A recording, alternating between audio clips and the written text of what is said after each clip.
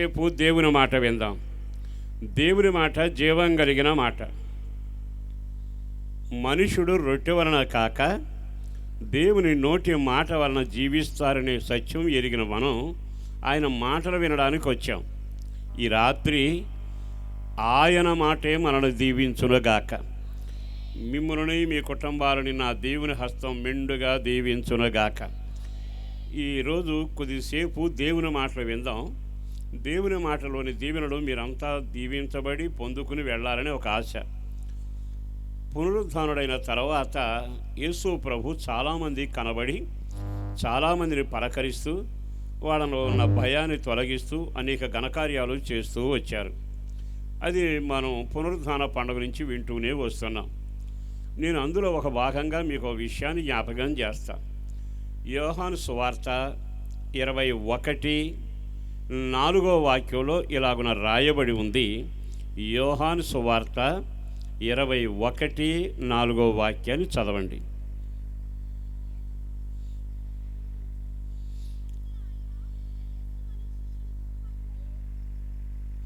అక్కడ రాయబడిన మాట ఏమిటంటే, సూర్యోదయమగుచుండగా యేసు ధరిని నిలచెను. నేను మరలా చెబుతాను, జాగ్రత్తగా వినండి. బైబిల్ తీసే అవకాశం ఉన్నవాడు తీసి చూడండి. ఇక్కడ రాయబడిన మాట ఏమిటంటే, సూర్యోదయమగుచుండగా యేసు ధరిని నిలచెను. ఈ మాట చాలాసార్లు మనం చదివాం. అనేక మంది దైవజనుడి వాక్యాన్ని చక్కగా బోధిస్తే ఆలకించాం.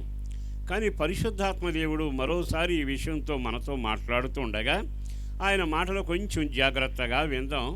సూర్యోదయం అగుచుండగా యేసు సముద్ర తీరాన నిలిచి ఉండేను అని రాయబడింది. యేసు ప్రభు అంత వేకుని సూర్యోదయం అగుచుండగా సముద్ర తీరాన ఎందుకు నిలవలసి వచ్చింది? ఎందుకు నిలవబడ్డాడు? బాగా ఆలకించండి. యేసు ప్రభు అన్ని ప్రాంతాల్లో సంచరించగలిగిన వాడు. పడవ మీద ప్రయాణం చేసిన వాడు, కొండ మీదకి ఎక్కి ప్రసంగించిన వాడు, పాడి దగ్గర నిలిచాడు, జరుగుతున్న కానాను పెళ్లి దగ్గర నిలిచాడు, రొట్టెలు పంచడానికి అరణ్యంలో ప్రార్థించి వాళ్ళ చేతికి అప్పగించడానికి అక్కడ నిలిచాడు, వాక్యాన్ని బోధించడానికి దేవాలయంలో కూడా నిలిచాడు. ఆ నిలిచిన దేవుడట ఈ యోహాను సువార్తలో సూర్యోదయం ఎగుచుండగా ధరిని నిలచెను అని రాయబడింది. ఎందుకు ఆయన ధరిని నిలబడ్డాడు అని ఆలోచిస్తే ఆ తర్వాత అది సముద్ర తీరము గనక చాలామంది రాత్రంతా చేపల వేటకు వెళ్ళి ఆ చేపలన్నీ పట్టుకొని మరలా రేవుకు చేరుతూ ఉన్నారు. ఈ సముద్రాన్ని గురించి ఎదిగిన వాళ్ళకి ఆటు పోటు అని 2 ఉంటాయి. జనం పోవటానికి, సముద్రంలో జనం రావడానికి ఎప్పుడు పడితే అప్పుడు కుదరదుగా. ఆటు పోటు సమయంలో మాత్రమే వస్తూ ఉంటారు. అదే సమయాన యేసు ప్రభు ధరిని నిలబడ్డారట. నిలబడి అలా చూస్తుండగా పడవల ఆసాములందరూ వస్తూ ఉన్నారు.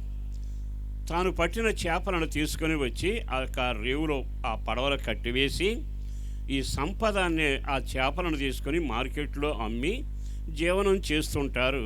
వాళ్ళంతా కొంతమంది సంతోషంతో ఆనందంతో ఉరకలు వేస్తూ వచ్చారు. ఆ వస్తున్న వ్యక్తిలో ఒక వ్యక్తి చాలా నీరసంగాను బలహీనంగాను అదో రకమైన బాధతో రావడం జరిగింది. అట్లా వెళుతున్న వాళ్ళను చూసి యేసు ప్రభువు నిలబడి పిల్లలారా అని కేక వేశాడు. ఆ పిల్లలారని కేక వేసి ఓ చక్కని మాట అడిగాడు. ఏమన్నాడు తెలుసా? తినడానికి మీ దగ్గర ఏమైనా ఉందా అని అడిగాడు. వెంటనే ఆ వ్యక్తి, అంటే ఆ నడుస్తున్న వాళ్ళు ఒక అతను అంటాడు కదా, మా దగ్గర ఏమీ లేదు అన్నాడు. ఇంతకీ యేసు ప్రభు నిలబడి ఏం చేస్తున్నాడంటే వాళ్ళని ప్రశ్న వేస్తున్నాడు. తినడానికి మీ దగ్గర ఏమైనా ఉందా అంటే వాళ్ళు చెబుతున్న మాట ఏమిటంటే మా దగ్గర లేదు. మరి సముద్రం నిండా చేపలు ఉన్నాయి కదా, మీతో వెళ్ళిన వాళ్ళంతా చేపలు పట్టుకుని వచ్చారు కదా, మరి వాళ్ళంతా సరుకు తీసుకొచ్చి అంగళ్ళలో అమ్ముకుని సొమ్ము చేసుకుంటే మీ పడవ ఎందుకు ఖాళీగా ఉంది? మాకు దొరకలేదని నీవెందుకు అంటున్నావు? ఇక్కడ 2 వ్యక్తులు మనకు కనబడతారు. ఒక వ్యక్తి యేసు, మరొక వ్యక్తి పేతురు. యేసు ప్రభు శిష్యులకు ఒక మాట చెప్పాడు. ఏమని చెప్పాడు అంటే, నేను పరమునకు వెళుతున్నాను, మరలా వస్తాను, మిమ్మల్ని తీసుకుని వెళతాను అయితే మీరు పని చేయండి, బూదిగంతాలకు వెళ్ళండి, సువార్త చెప్పండి. ఆ తర్వాత దయ్యాలు వెళ్ళగొట్టండి, రోగులను స్వస్థపరచండి, నమ్మిన వారికి బాప్తీసాలు ఇవ్వండి. ఇదిగో సదాకాలం నేను మీతో కూడా ఉంటాను అని చెప్పి మీరు బూదిగంతాల వరకు వెళ్ళి చేపలను పట్టడం గాక సువార్త చెప్పండి అని చెప్పారు. కానీ విచిత్రం ఏమిటో తెలుసా? ఆయన అలా చెప్పి బాధ్యతలు అప్పగించి ఆయన వెళ్ళడం జరిగింది.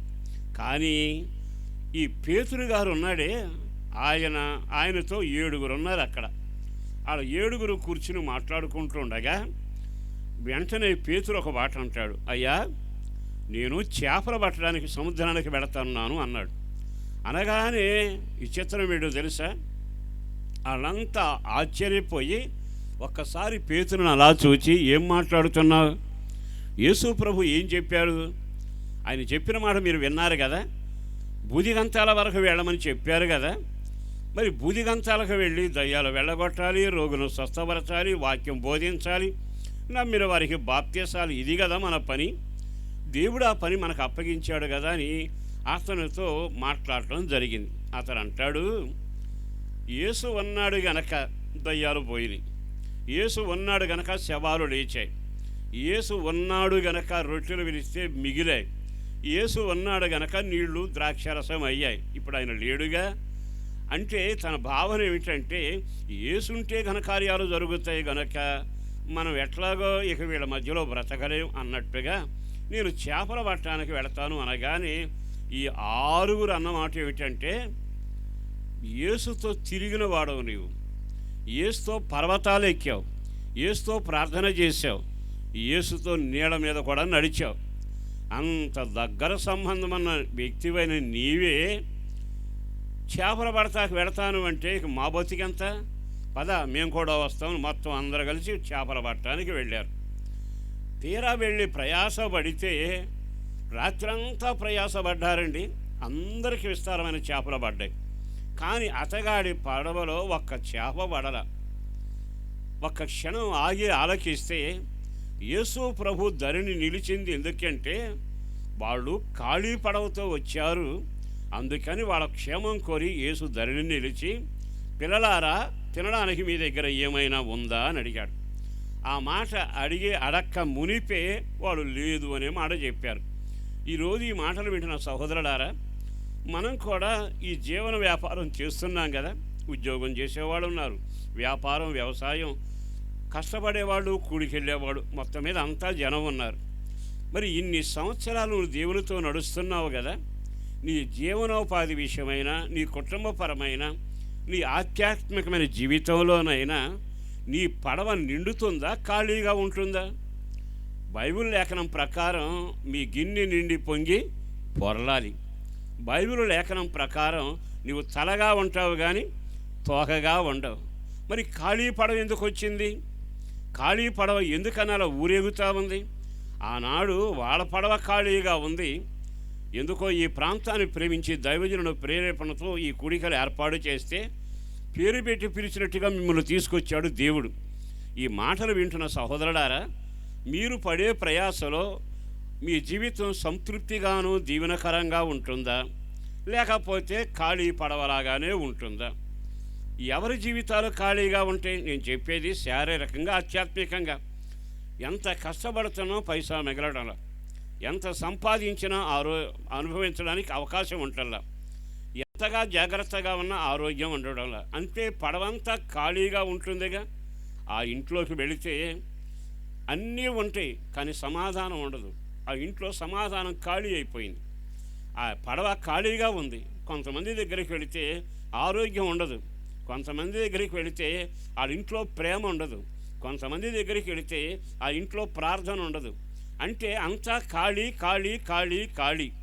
పడవంతా ఎందుకు ఖాళీగా ఉంటున్నట్టు మనం గమనించాల్సింది ఏమిటంటే, పేతురునకు శిష్యులందరికీ యేసు ప్రభు చెప్పింది ఒక్క మాటే, మీరు నా మాట విని బూదిగంతాల వరకు వెళ్ళండి, నా మాట విని సువార్త చెప్పండి, నా మాట విని రోగులను స్వస్థపరచండి. అంటే దేవుడు చెప్పిన పని ఒకటి, వీళ్ళు చేసిన పని ఒకటి. మన జీవితంలో ఒక్కటే గుర్తుపెట్టుకోనాలి, మన ఇంట్లో పరిస్థితులు బాగోకపోయినా, ఇల్లంతా చికాగ్గా ఉన్నా, పట్టిందల్లా కలవకపోయినా, కలిసి వస్తుందంటే కట్లపామై కలిసినట్టున్నా, ఎటు వెళ్ళినా నెమ్మది లేదు అంటే మన జీవితంలో నా రాత అనుకోకండి, నా రోజులు బాగోలేదు అనుకోకండి. కొన్నిసార్లు మన వాళ్ళు అనుకుంటారు ఈ సంవత్సరం నాకు కలిసి రాలేదని. కలిసి రాకపోవడం, కలిసి రావడం అనేది ఎక్కడ రాయబడలా. కానీ ఒకటి నిజం, నరుడు దేవుని మాట వింటే అతని జీవితం ఆశీర్వాదకరంగా ఉంటుంది. నరుడు దేవుని మాట వినకుండా, వాక్యం వినకుండా, దైవజనుడు చెప్పిన మాట వినకుండా మనం అడుగులు వేసామనుకోండి, సముద్రంలో తిరిగిన పడవలాగానే ఉంటుంది. అందరిలాగా మనం కష్టపడతానే ఉంటాం. అంతా ఖాళీ. ఇల్లు చూస్తే ఖాళీ, ఆరోగ్యం చూస్తే ఖాళీ, ఐక్యత చూస్తే ఖాళీ, ప్రేమ చూస్తే ఖాళీ, సంపాదన చూస్తే ఖాళీ, అంతా ఖాళీ పడవే. ఈ రాత్రి మాటలు వింటున్న సహోదరులారా, మీరు దూరా నుండి మాటలు వింటున్నా, ఒకవేళ దగ్గరే కూర్చుని ఆలకిస్తున్నా, ఒక్క క్షణం ఆగి నా పడవ ఖాళీగా ఉంటుందా? కొన్ని ఇళ్లలో జాగ్రత్తగా గమనించండి. వాళ్ళ పిల్లలు బాగానే చదువుతారు, కానీ నిరుద్యోగం చేత పీడింపబడుతుంటారు. కొంతమంది సంపాదిస్తూనే ఉంటారు, కానీ ఆ ఇంట్లో సమృద్ధి అనేది ఉండదు. కొంతమందిని చూస్తుంటాం, వాళ్ళ సంపాదన చేస్తే వాళ్ళ జీవితం అంతా ఆయాసంగా ఉంటుంది, కానీ పునాది వేస్తే గోడలు లేపలేరు, గోడలు లేపితే పైకప్పు వేయలేరు. పరిస్థితి ఏమిటంటే ఆర్థికమైన ఇబ్బందులు. ఒక సేవకుడిగా ఈ రాత్రి నేను మీకు చెప్పగలిగిన మాట ఏమిటంటే, మీ పడవ ఎందుకు ఖాళీగా ఉంటుంది? మీ సంపాదన మీకు ఎందుకు దక్కడం లేదు? ప్రయాసపడిన ఫలితం ఎందుకు లేకపోయింది? కారణం ఎక్కడో మనం దేవుని మాట వినకపోవడం. చాలాసార్లు అంటే వాక్యం నాకు బాగా తెలుసండి, ప్రసంగం నేను కూడా చేయగలను. వాక్యాలు కంఠోపాఠంగా చెప్పేవాళ్ళు ఉన్నారు. పాటలు పాడుతూ ఉన్నా, ప్రసంగాలు చేస్తూ ఉన్నా, నీ జీవితంలో అందరికంటే మంచివాడు అనిపించుకున్నా నీ కుటుంబంలో ఖాళీ వినబడుతుందా, కనబడుతుందా? నీ వ్యక్తిగత జీవిత అనుభవాలలో, నీ ప్రయాసలో ఖాళీ ఉంటుందా? ఖాళీ పడవ నీకు దేవుడు రాసి పెట్టలేదేగా. నీ పిల్లలు ఒలివ మొక్కలలాగా ఉండాలి, నీ సంపాదన ఇతరులకు పెట్టగలిగేట్టుగా ఉండాలి, దేవుడిచ్చిన నీ ఆనందం తరతరాలుగా ఉండాలి. బైబిల్లో ఉందిగా, వారికి నోటి నిండా నవ్వు నేను కలుగ చేస్తా అన్నాడుగా. మరి ఈ రోజున నవ్వు చూస్తే లేదు, ఖాళీగానే ఉంది. ఐక్యత చూస్తే లేదు, సమాధానం చూస్తే లేదు. ఎందుకో పరిశుద్ధాత్మ దేవుడు తేటగా మాట్లాడుతున్న ఈ వేళ నీ పడవ ఖాళీగా ఉండడానికి, నీ ఇంట్లో క్షేమం కనపట్టాల. దానంతర కారణం ఎక్కడో నీవు దేవుని మాట వినకుండా, ఆయన చెప్పిందేమో పెడచెవిని పెట్టి నీకు దోచినట్టుగా నీవు నడిచావు. దేవుడు దీవెనకరంగా చేస్తే నీ అంతటి నువ్వే శాపాన్ని కొని తెచ్చుకుంటున్నట్టుగా బైబిల్ బోధిస్తుంది. ఒక మాట చెబుతాను వినండి. దేవుడు ఆదాము అవ్వ ఇద్దరిని చేశాడు. చేసింది ఇద్దరిని, కానీ వేసింది పెద్ద తోట. పెద్ద తోటలో పొలాలు విస్తారంగా ఉన్నాయి, చెట్లు ఉన్నాయి, అక్కడ 4 భాగాలుగా పారే నదులు ఉన్నాయి. ఆ ఏదైనా తోటలు ఇద్దరు మనుషుల కొరకు అంత తోట వేశాడే. ఆ తర్వాత చేతికేమో పండ్లు అందుతున్నాయి, పారుతున్న నీళ్ళేమో తాగుతున్నారు, చల్లగా ఉంది వాతావరణం. దేవుడు కూడా వస్తున్నాడు, వాళ్ళతో కలిసి సంచరిస్తూ ఉన్నాడు. అంటే దేవుడు ఎవరినైనా సమృద్ధితోనే పుట్టిస్తాడు. దేవుడు ఎవరికైనా చల్లదనమే కావాలని కోరుకుంటాడు. ఏ కుటుంబంలోనైనా పచ్చదనం ఉండాలి, కడుపారా తినాలని ఆశపడతాడు. ఇద్దరు భాగ్యానికి అంత తోట వేసిన దేవుడు ఎంత ప్రేమ కలిగిన వాడు. కానీ దేవుని మాట విన్నట్టే ఉంటూ, దేవునితో నడిచినట్టే ఉంటూ నెమ్మదిగా వాళ్ళు ఏం చేశారో తెలుసా? వద్దన్న పండు కాస్త తిని ఇద్దరు నష్టపోయారు. నష్టపోవడం అంటే ఒంటి మీద ఉన్న మహిమని అంగిపోయింది. తర్వాత ఆకులు కప్పుకున్నారు, చెట్లు చాటులు దాక్కున్నారు. దేవుడు వచ్చి పిలిచినప్పుడల్లా, అయ్యా మేము తినవద్దన్న పండు తిన్నామని చెప్పకపోగా నీవిచ్చిన ఆ స్త్రీ వలన జరిగింది అంటే, ఆ స్త్రీ అంటుంది సర్పం వలన జరిగిందని. అంటే తన తప్పు తన మీద మోపుకోక ఇతరుల మీద నేరం మోపడం మనిషికి అలవాటు అయిపోయింది. తర్వాత దేవుడు చర్మపు చొక్కాలు కుట్టించి నెమ్మదిగా తీసి వాళ్ళని బయటికి పంపించాడు. మీకు ఆ తర్వాత తెలుసు కదా. అప్పుడు నేల దున్నడం మొదలుపెట్టింది. అప్పుడు బావి కోసం, నీళ్ళ కోసం బావి వేసుకోవాల్సి వచ్చింది. తర్వాత కన్నీళ్ళు చెమటలు పట్టాయి. అప్పటి వరకు వర్షం తెలియదు, అప్పటి వరకు చెమట తెలియదు, అప్పటి వరకు ముళ్ళు తెలియదు, అప్పటి వరకు కన్నీళ్ళు తెలియదు. కానీ దేవుని మాట వినకుండా తనకు తోచినట్టుగా నడిస్తే జరిగింది ఏమిటో తెలుసా? తీరా అక్కడికి వెళ్ళేటప్పటికీ దున్నుకోవాల్సి వచ్చింది. ప్రయాసపడి పిల్లల కంటే వాళ్ళు నరులను చంపుకుని నరహంతకులుగా మారారు. ఎందుకు ఈ స్థితి వచ్చింది? దేవుడు మంచిగానే ముందు నిర్ణయించాడు కదా. మంచిగా నిర్ణయించిన దాంట్లో ఆ వైభవాన్ని అంతా కాలదన్నుకుని దున్నుకునేట్టుగా, చెమట పట్టేటట్టుగా, కన్నీళ్ళు రాలేటట్టుగా, ముళ్ళు మురిచేటట్టుగా అంతటి హీన స్థితికి ఎందుకు దిగజారారు అంటే వారు దేవుని మాట ప్రకారం జీవించుంటే బాగుండేదేగా. ఈ రాత్రి నాకు కాబట్టిన వాడగా మీకు దండం పెట్టు సేవకుడుగా చెబుతున్నాను. మీ వ్యక్తిగత జీవిత అనుభవాలలో కొంచెం జాగ్రత్తగా గమనించండి. మీ జీవితం ఖాళీ పడవగా ఉంటుందా?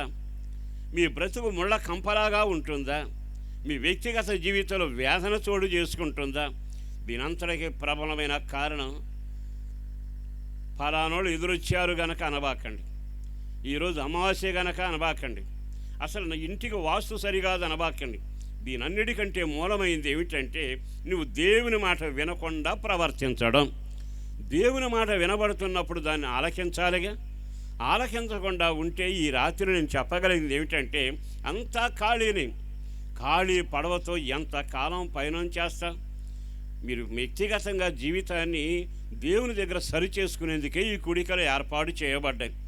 కనుక ఒక సేవకుడిగా చెప్పగలిగిన మాట, మీ జీవితంలో ఎప్పుడైనా మార్గం తప్పారా? గుడికి వెళతారు, వాక్యం వినబడుతుంది. టీవీ పెడతారు, వాక్యం వినబడుతుంది. కోటానికి వెళతాడు, ప్రసంగాలు వినబడతాయి. చేతిలో బైబిల్ ఉంది, కరపత్రాలు వస్తున్నాయి, మాసపత్రికలు వస్తున్నాయి. ఇన్ని వాక్యాలు విన్నారే, వినడానికి చదవడానికి సరిపోయిందా? వాటి ప్రకారం నడిచామా? నడవగలిగితే పడవ నిండుతుంది. నీవు నడవకుండా అవన్నీ మాకు తెలుసులేని పక్కన పెడితే బ్రతుకంతా ఖాళీ అవుతూనే ఉంటుంది. ఎప్పుడైతే దేవుని మాటకు విలువ ఇవ్వమో మన జీవితాన్ని మనమే నాశనకరంగా మార్చుకుంటున్నాం అనే విషయాన్ని మరవకూడదు. మీకు ఇంకొక మాట కూడా చెబుతా. వీళ్ళు యేసు ప్రభు దగ్గరకు వచ్చి ఒక మాట అడిగాడు, తినడానికి మీ దగ్గర ఏమైనా ఉన్నదా? వాళ్ళు ఏం సమాధానం చెప్పారు? చెప్పండి, ఏమని చెప్పారు? లేదు. నేను ఇక్కడికి వచ్చినా చూస్తుంటే ఒక్కొక్కడు పాడుతుంటేనండి మతిపోతుంది. భలే పాటగాళ్ళు ఇక్కడ ఉన్నారు ఈ ఏరియాలో. దేవుడు అట్లాంటి గాత్రాన్ని మీకు ఇచ్చారు. ప్రభు మిమ్మల్ని దీవించునే కాక. నేను ఎప్పుడు పాడలేదన్న వాళ్ళు చేయొద్దండి. ఎవరో ఒకళ్ళు ఇచ్చినాడు. పాడటం అందరూ పాడతారు, స్టేజీ మీద పాడతారు, లేకపోతే ఇంటికాడ పాడతారు, ఏమీ లేకపోయినా బాత్రూమ్ డోర్ దగ్గర అయినా కొట్టుకుంటూ పాడుతుంటారు. పాడన వాళ్ళంటూ లేరు. కానీ నేను ఒక మాట చెప్పనా, ప్రపంచం పుట్టింది మొదలుకొని ఈరోజు వరకు అందరూ ఒక పాట పాడుతున్నారు. చిన్న పెద్ద అందరూ ఆ పాట పాడుతూనే ఉంటారు. ఆ పాట పేరు చెప్పనా? లేఖనాల ప్రకారం లేదు. మాట్లాడరే. ఈ పాట ఎప్పుడు పాడలేదే మీరు? చెప్పండి ఒకసారి, పాడారా? లేదు. మాకు వాళ్ళకి బంధం లేదు, దానికి పెళ్ళి అవ్వలేదు, మాకు ఇల్లు లేదు, మా అప్పులు తీరలేదు, మాకు సంతానం లేదు, ఇంట్లో పైకం లేదు. ఏంటి అడుగుతున్నారు? మీరు జాగ్రత్తగా ఆలకించండి. ఈ పాట పాడిన వాళ్ళు ఎవరైనా ఉన్నారా? ఇంచుమించు ప్రపంచంలో నేను కూడా వాడినోనేగా. ఈ పాటకు అర్థం ఏంటంటే ఎంతసేపు లేదు, ఎంతసేపు చూసినా లేదు. ఎందుకో పరిశుద్ధాత్మ దేవుడు చాలా తేటగా మాట్లాడుతున్నాడు. దరి నిలబడ్డాడట. ఎందుకో తెలుసా? ఎన్ని సంవత్సరాలు ఇంకా ఖాళీ పడవుతూ ఉంటారు? ఎన్ని సంవత్సరాలు మీరు ఇంకా మీ జీవితంలో లేదు అనే పాట పాడతారు? నేను ఒక మాట చెబుతాను, నా మాట వినండి. ఏమిటా మాట? లేదు అని మీరు అంటున్నారు గనక మీ పాటను నేను మారుస్తాను. ఎలా మారుస్తానో తెలుసా? మీరు కుడి పక్కన వల వేయండి. చదవండి ఆ వాక్యాన్ని. మీరు కుడి పక్కన వల వేయండి, మీకు దొరుకును. అందరు ఆమెన్ అంటారా? మీకు దొరుకును. ఆ ముందే వాక్యం ఉంది, లేదు అనే పాట. ఇప్పుడే పాట, దొరుకును అనే పాట. మీ జీవితంలో శాపం, కన్నీళ్ళు, దరిద్రత లేదు అనే పాట ఈ రాత్రి సభలో కొట్టివేయబడునుగాక. ఇక మీదట మీ నోట ఒక పాట ఉండునుగాక. దొరుకును దొరుకును, మీరు పొందుదురు, మీకు అన్నీ అందుబాటులోకి వస్తాయి. ఆ మాట ఎంత ముచ్చటగా ఉందండి. ఇంతకాలం నా వ్యక్తిగత జీవితంలో కూడా ప్రతిదానికి లేదు లేదు లేదు లేదు లేదు అనే పాటే. కానీ యేసు ప్రభు వాక్యాన్ని తాకిన తర్వాత, వాక్యం మార్చిన తర్వాత ఆయన ధరుని నిలబడింది. ఎందుకంటే నీ నోట పాట మారాలి, ఖాళీ పడవ నిండాలి. ఆ కార్యం చేయడానికి ఈ కూడిక దేవుడు ఏర్పాటు చేశాడు. ఒక క్షణం ఆగి ఆలకిస్తే లేదు లేదు లేదు లేదు అని పాడారుగా. ఇక మీదట ఓ సేవకుడుగా బ్రతిమలాడుతున్నాను, ఆయన చెప్పినట్టు కుడి పక్కన వల వేయండి. ఆమెనంటారా? నేను ఒక మాట చెప్పనా? అంతకుముందు కూడా దేవుడు చెప్పారుగా. అంతకుముందు చెబితే ఆయన అలాగే చెబుతాడులే, ఆయన బతుకుంటేగా లేరుగా ఇక్కడ అన్నట్టుగా చేపలు పట్టడానికి వెళ్ళారు. ఇప్పుడు దేవుని మాట వినకపోవటం వల్ల అంతా ఖాళీ అయి ఖాళీ పడవతో వచ్చారు. ఇప్పుడు వెంటనే కుడి పక్కన వల వేయమన్నాడు ఆయన. వాళ్ళు ఏం చేశారు? చదవండి, వాక్యం చదవండి.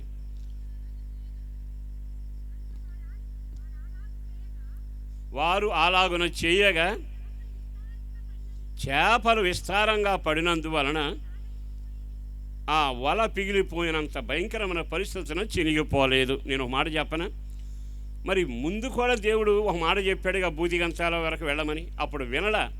కానీ ఖాళీ పడవైనాక, అంతా నష్టపోయాక, దరిద్రం ఊరేగాక, రాత అనుకునే స్థాయికి వచ్చాక ఆయన కుడి పక్కన వల వేయండి అనగానే ఒక్క క్షణం ఆగల, వెంటనే వేసేశారు. మనకు కూడా అదే నిజంగా. దేవుడు ఎన్నిసార్లు చెప్పినా మనం వినం. ఒక్కసారి దెబ్బ కొడితే, పడవ ఖాళీ అయితే, బ్రతుకు బరువు అయితే, మన వాళ్ళే ద్రోహులైతే, నమ్మిన వాళ్ళే గోతులు తవ్వితే, చరిత్ర అడ్డంగా పడవ తిరిగినట్టు తిరిగితే అప్పుడు దేవుని మాట వింటుంటాం. జరిగింది ఏమిటో తెలుసా? వల వేశారట. ఎన్ని చేపలు పడ్డాయి కింద చూడండి. నూట చదువమ్మా. 153 గొప్ప చేపలు పడాను. అందరు ఆమేనండి. మీ అందరికి ఒక మాట చెప్పనా? నాకు తెలిసింది ఒకటే చిన్న చేప, నాకు తెలిసింది ఒకటే పెద్ద చేప. కానీ ఇప్పుడు పడే ఏమిటి? చిన్న చేప కాదు, పెద్ద చేప కాదు. ఏ చేప అది? గొప్ప చేప. ఈ రాత్రిలో సేవకుడుగా చెబుతున్నాను, మీరు ప్రభు మాట విని కుడి చేతి వైపున వల వేయగలిగితే, ఆయన మాట విని కుడి చేతి వైపు వల వేయగలిగితే, ఆయన అనే మాట ఏమిటి తెలుసా? చిన్నవి పడతాయని చెప్పరా, పెద్దవి పడతాయని చెప్పరా. ఏ చేపలు పడతాయండి? గొప్ప చేపలు పడతాయి. ఒక సేవకుడుగా నేను చెప్పగలిగిన మాట, ఇంతకాలం సేవకులు ప్రయాసపడి సేవ చేసి ఉండొచ్చు, కానీ మనం ఎప్పుడైతే దేవుని మాటకు లోబడతామో మీ వలల నిండా, మీ సంఘాల నిండా గొప్ప చేపలు పడునుగాక. నా యేసు గొప్ప కార్యాలు మీ ఇళ్లలో చేయునుగాక, మీ జీవితంలో గొప్ప కార్యాలు చేయునుగాక. ఒక సేవకుడిగా చెబుతున్నా, ఏదో చేప పడితే బాగుండు అనబాకండి, ఏదో కార్యం జరిగితే బాగుండు అనబాకండి. ఇంతకాలం చిన్న కార్యాలు జరిగాయి, ఇంతకాలం పెద్ద కార్యాలు జరిగాయి. ప్రపంచంలో ఎప్పుడు జరిగిన గొప్ప కార్యాలు ఈ రాత్రి నుండి మీ ఇంట్లో జరగాలి. ఈ రాత్రి నుంచి గొప్ప కార్యాలు మీ జీవితంలో జరుగునుగాక. నా యేసు ఎవరో తెలుసా? కార్యాలు మాత్రమే చేసేవాడు కాడు, ఆయన సాహస కార్యాలు చేయగలిగిన వాడు.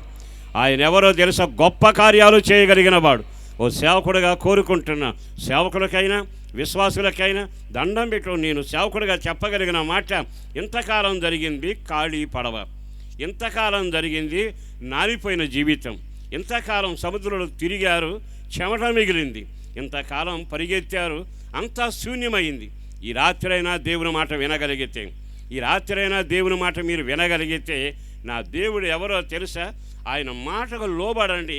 లోబడిన వెంటనే మీ జీవితంలో అన్ని గొప్ప చేపలే పడునుగాక, గొప్ప కార్యాలే మీకు జరుగునుగాక. దేవుడు మాట ఇచ్చాడు, దాన్ని నెరవేర్చగలిగిన వాడు. నేను ఇప్పటికదే ప్రార్థన చేస్తాను, మీరు చేయాల్సింది కూడా, ప్రభువా ఏదో కార్యం చేయి ప్రభు అనబాకండి. కానీ మీరు అనాల్సింది ఏమిటంటే, నా పక్కన వాళ్ళకంటే, ప్రపంచంలో ఉన్న వాళ్ళకంటే నా ప్రార్థన ఫలితంగా నీ సన్నిధిలో మోకరిస్తున్నాను, నా ఇంట్లో గొప్ప కార్యాలు జరగాలి, నా ప్రజల మధ్యలో గొప్ప కార్యాలు జరగాలి. నా దేవుడు ఎవరో తెలుసా? ప్రపంచంలో ఊహించని గొప్ప కార్యాలు తన ప్రజలకు చేయగలిగిన వాడు. కీర్తనాకారుడు 147లో రాశాడుగా, ఎవరికి జరిగినా జరగకపోయినా ఈ ప్రజలకు ఆయన గొప్ప కార్యాలు చేయగలిగిన వాడు అని రాసి ఉంది. దేవుడు చేసే గొప్ప కార్యాలు అనేదానికి ఒక చిన్న ఉదాహరణ చెబుతానండి, కొంచెం జాగ్రత్తగా వినండి. నేను ఉంటుంది హనుమాన్ జంక్షన్. ఆ హనుమాన్ జంక్షన్ ప్రతి నెల 15వ తారీఖు హోలీ నాడు జరుగుతూ ఉండేది. ఇప్పుడు కూడా ఈ ప్రాంతానికి తరలి వస్తున్నారు, ఇప్పటికీ జరుగుతున్నాయి ప్రభు కృపను బట్టి. ఆ ప్రార్థనా మందిరానికి 15వ తారీఖున చాలామంది జిల్లా నుంచి వస్తారు. ఓ హిందువుల కుటుంబం రావడం జరిగింది. దేవుని వాక్యాన్ని విని రక్షించబడ్డారు. వాళ్ళు ఉద్యోగం చేసుకుంటూ కొంతకాలం ఉన్నాక ప్రభువులో బాగా ఎదిగారు, బాగా స్థిరపడ్డారు. నెమ్మదిగా తణుకు ప్రాంతానికి ట్రాన్స్ఫర్ అయి వెళ్ళిపోయారు. అప్పుడప్పుడు వస్తూ ఉండేవాళ్ళు. అయితే విచిత్రం ఏంటంటే, ఓసారి అమలాపురం ఏరియాలో మీటింగ్ పెట్టడానికి నేను వెళ్ళాను. ఆ మీటింగ్లో వాక్యం చెప్పడానికి వెళితే అక్కడికి కొంతమంది వచ్చారు నన్ను కలవడానికి. అయ్యా, మేము హిందువులు, మా బంధువులు కొంతమందిని మీరు నీళ్ళల్లో ముంచారంటగా. నేను నీళ్ళల్లో ముంచడం ఏంటాను, అదేలే ప్రభులు దిగారటగా అన్నారు. సరే, ఇంతకీ మీరు చెప్పదలసింది ఏమిటో చెప్పండి అని. వాళ్ళకి తెలియక మతంలో దిగిపోయారు. వాళ్ళకి ఆడపిల్లలు ఉన్నారు 3. ఒక్కదానికి పెళ్లి చేయలే. మా ఇంట్లో పిల్లలకు పెళ్ళిళ్ళు అయిపోయి మనవాళ్ళు వస్తున్నారు, మాకు మనవాళ్ళు తిరుగుతున్నారు. మేము ఒక మాట చెప్పడానికి వచ్చాం. నువ్వు పాస్టర్ గారిగా నువ్వు చేయగలిగితే పెళ్లి చేయలేకపోతే ఆ పిల్లలు మాకు అప్పగిచ్చేయి, మా క్రమం ప్రకారం మేము పెళ్లి చేస్తాం, కళ్ళ ముందు చూసేట్టుగా క్షణాల్లో పెళ్లి చేస్తామన్నారు. నాకు కొంచెం బాధ అనిపించింది. మన దేవుడు ఎవరో తెలుసా? అడిగిన వాటికంటే, ఊహించిన వాటికంటే గొప్ప కార్యాలు చేయగలిగిన వాడు.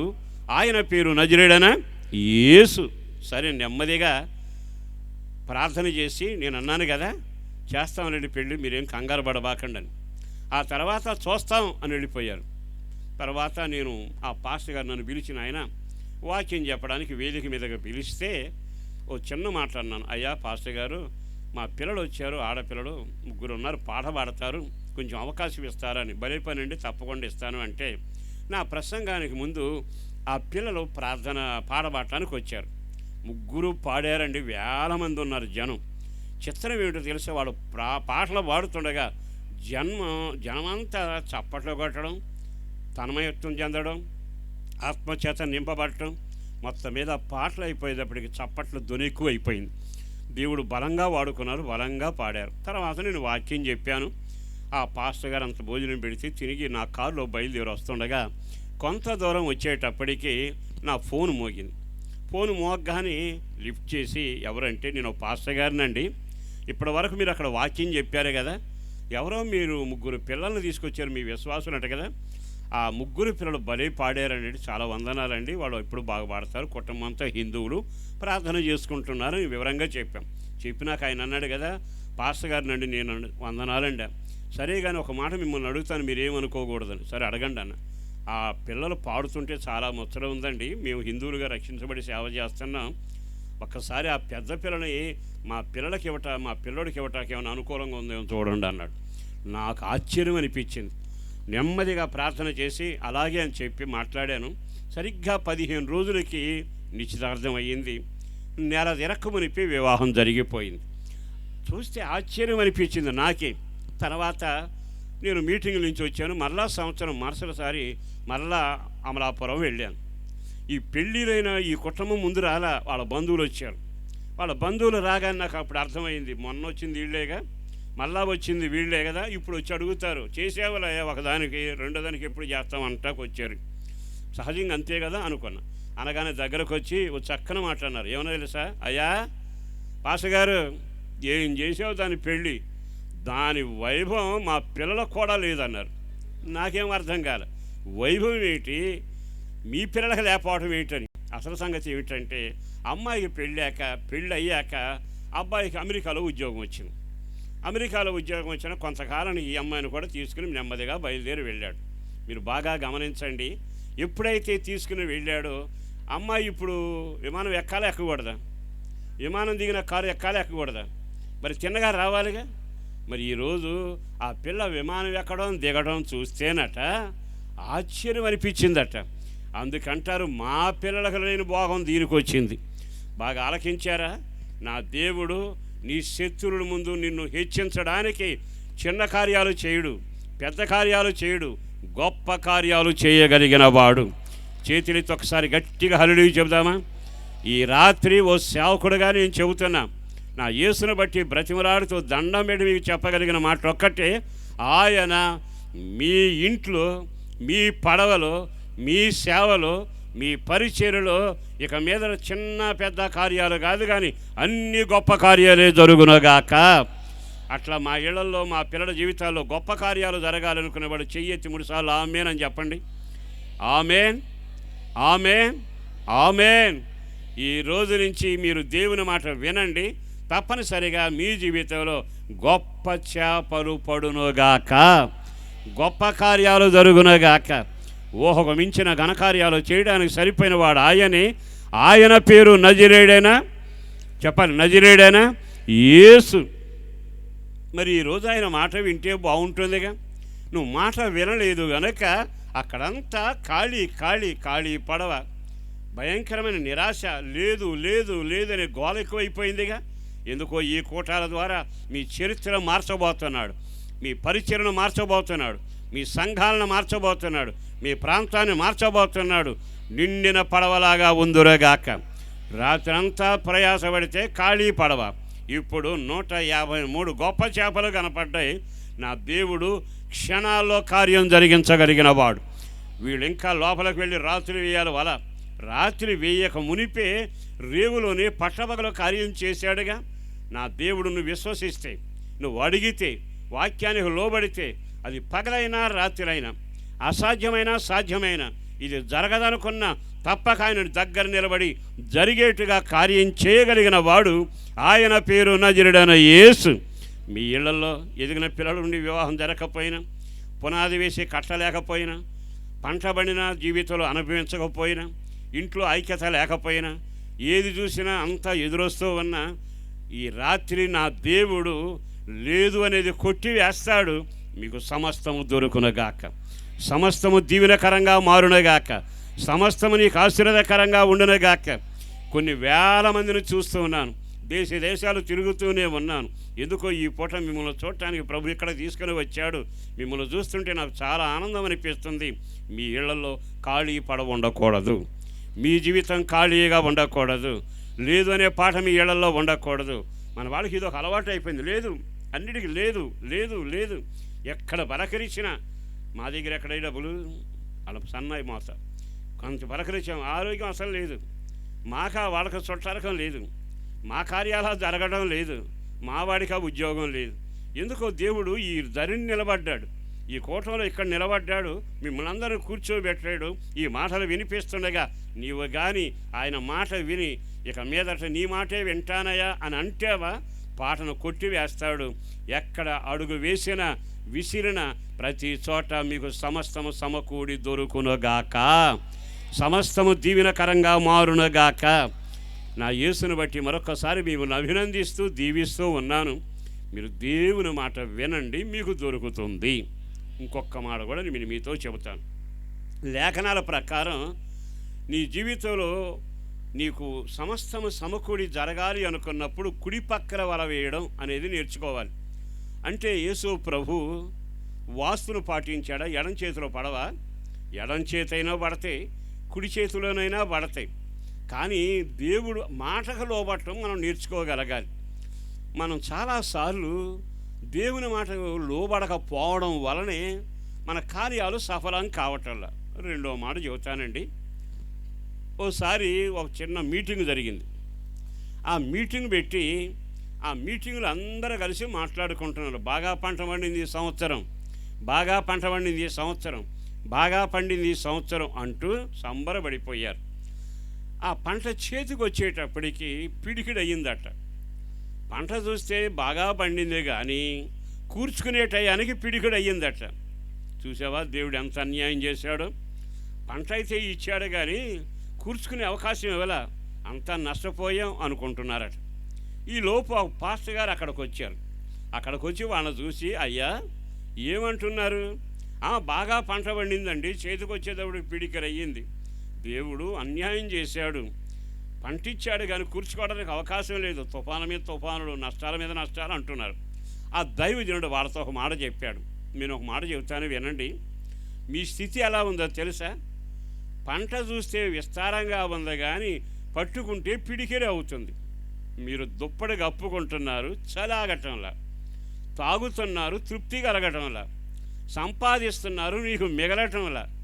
మీరు ఎంత మూట కట్టినా ఏమయ్యింది నెలాఖరు కంటే చెప్పలేరు. కారణం మీ ఇంట్లో చినిగిన సంచి ఒకటి ఉంది.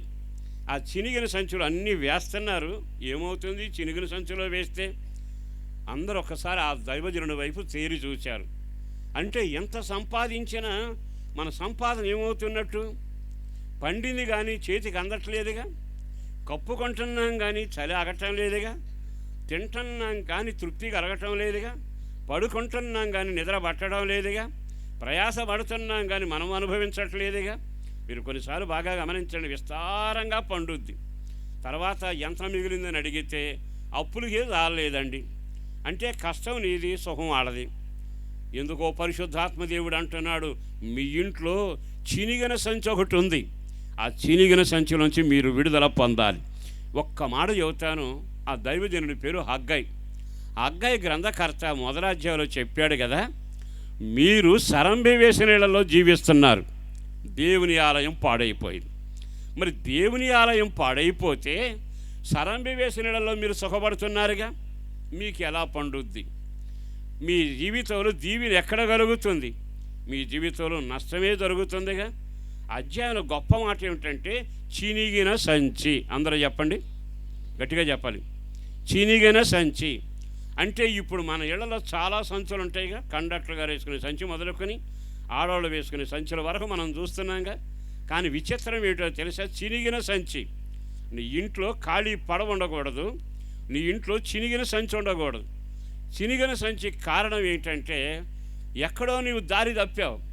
ఇంతకీ అక్కడ నేరం ఏమిటంటే మీరు దేవుని ఆలయాన్ని పట్టించుకోవట్లే, దేవుని మందిరాన్ని పట్టించుకోవట్లే, సేవకుని పట్టించుకోవట్లే, ఆ పరిచర్య పట్టించుకోవట్లే. కానీ మీరు మాత్రం సరంబి వేసిన ఇళ్ళలు అంటే స్లాబ్లు వేసుకున్న ఇళ్ళలో చాలా హాయిగా బ్రతుకుతున్నారు.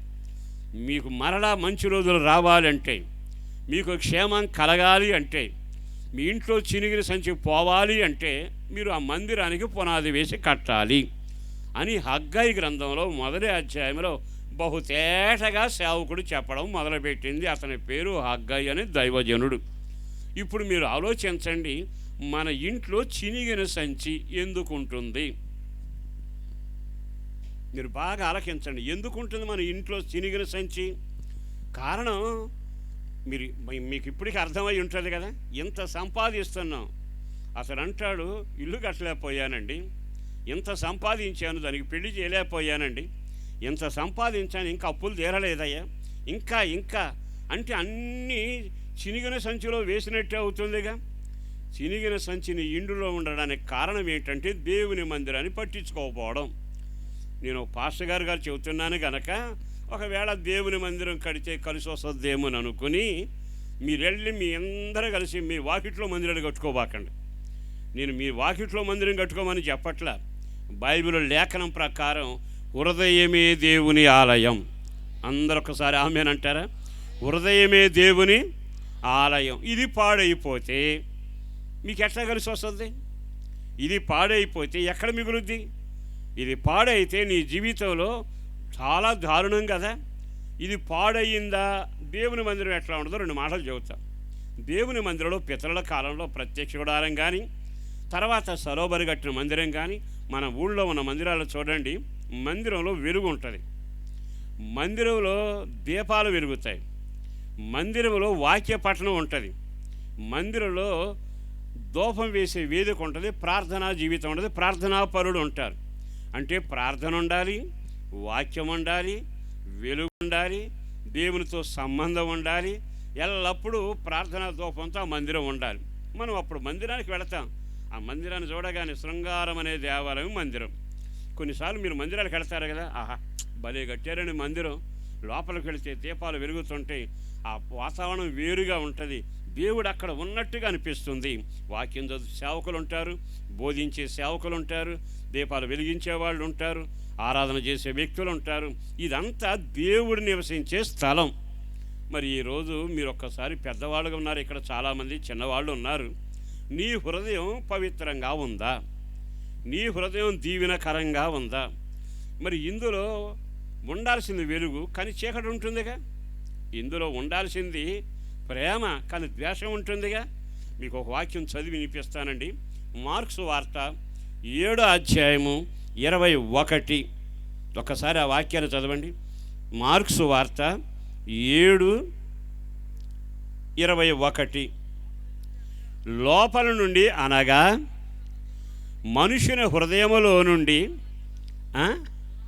దురాలోచనలను, జారత్వములను, దొంగతనములను, నరహత్యలను, లోభములను,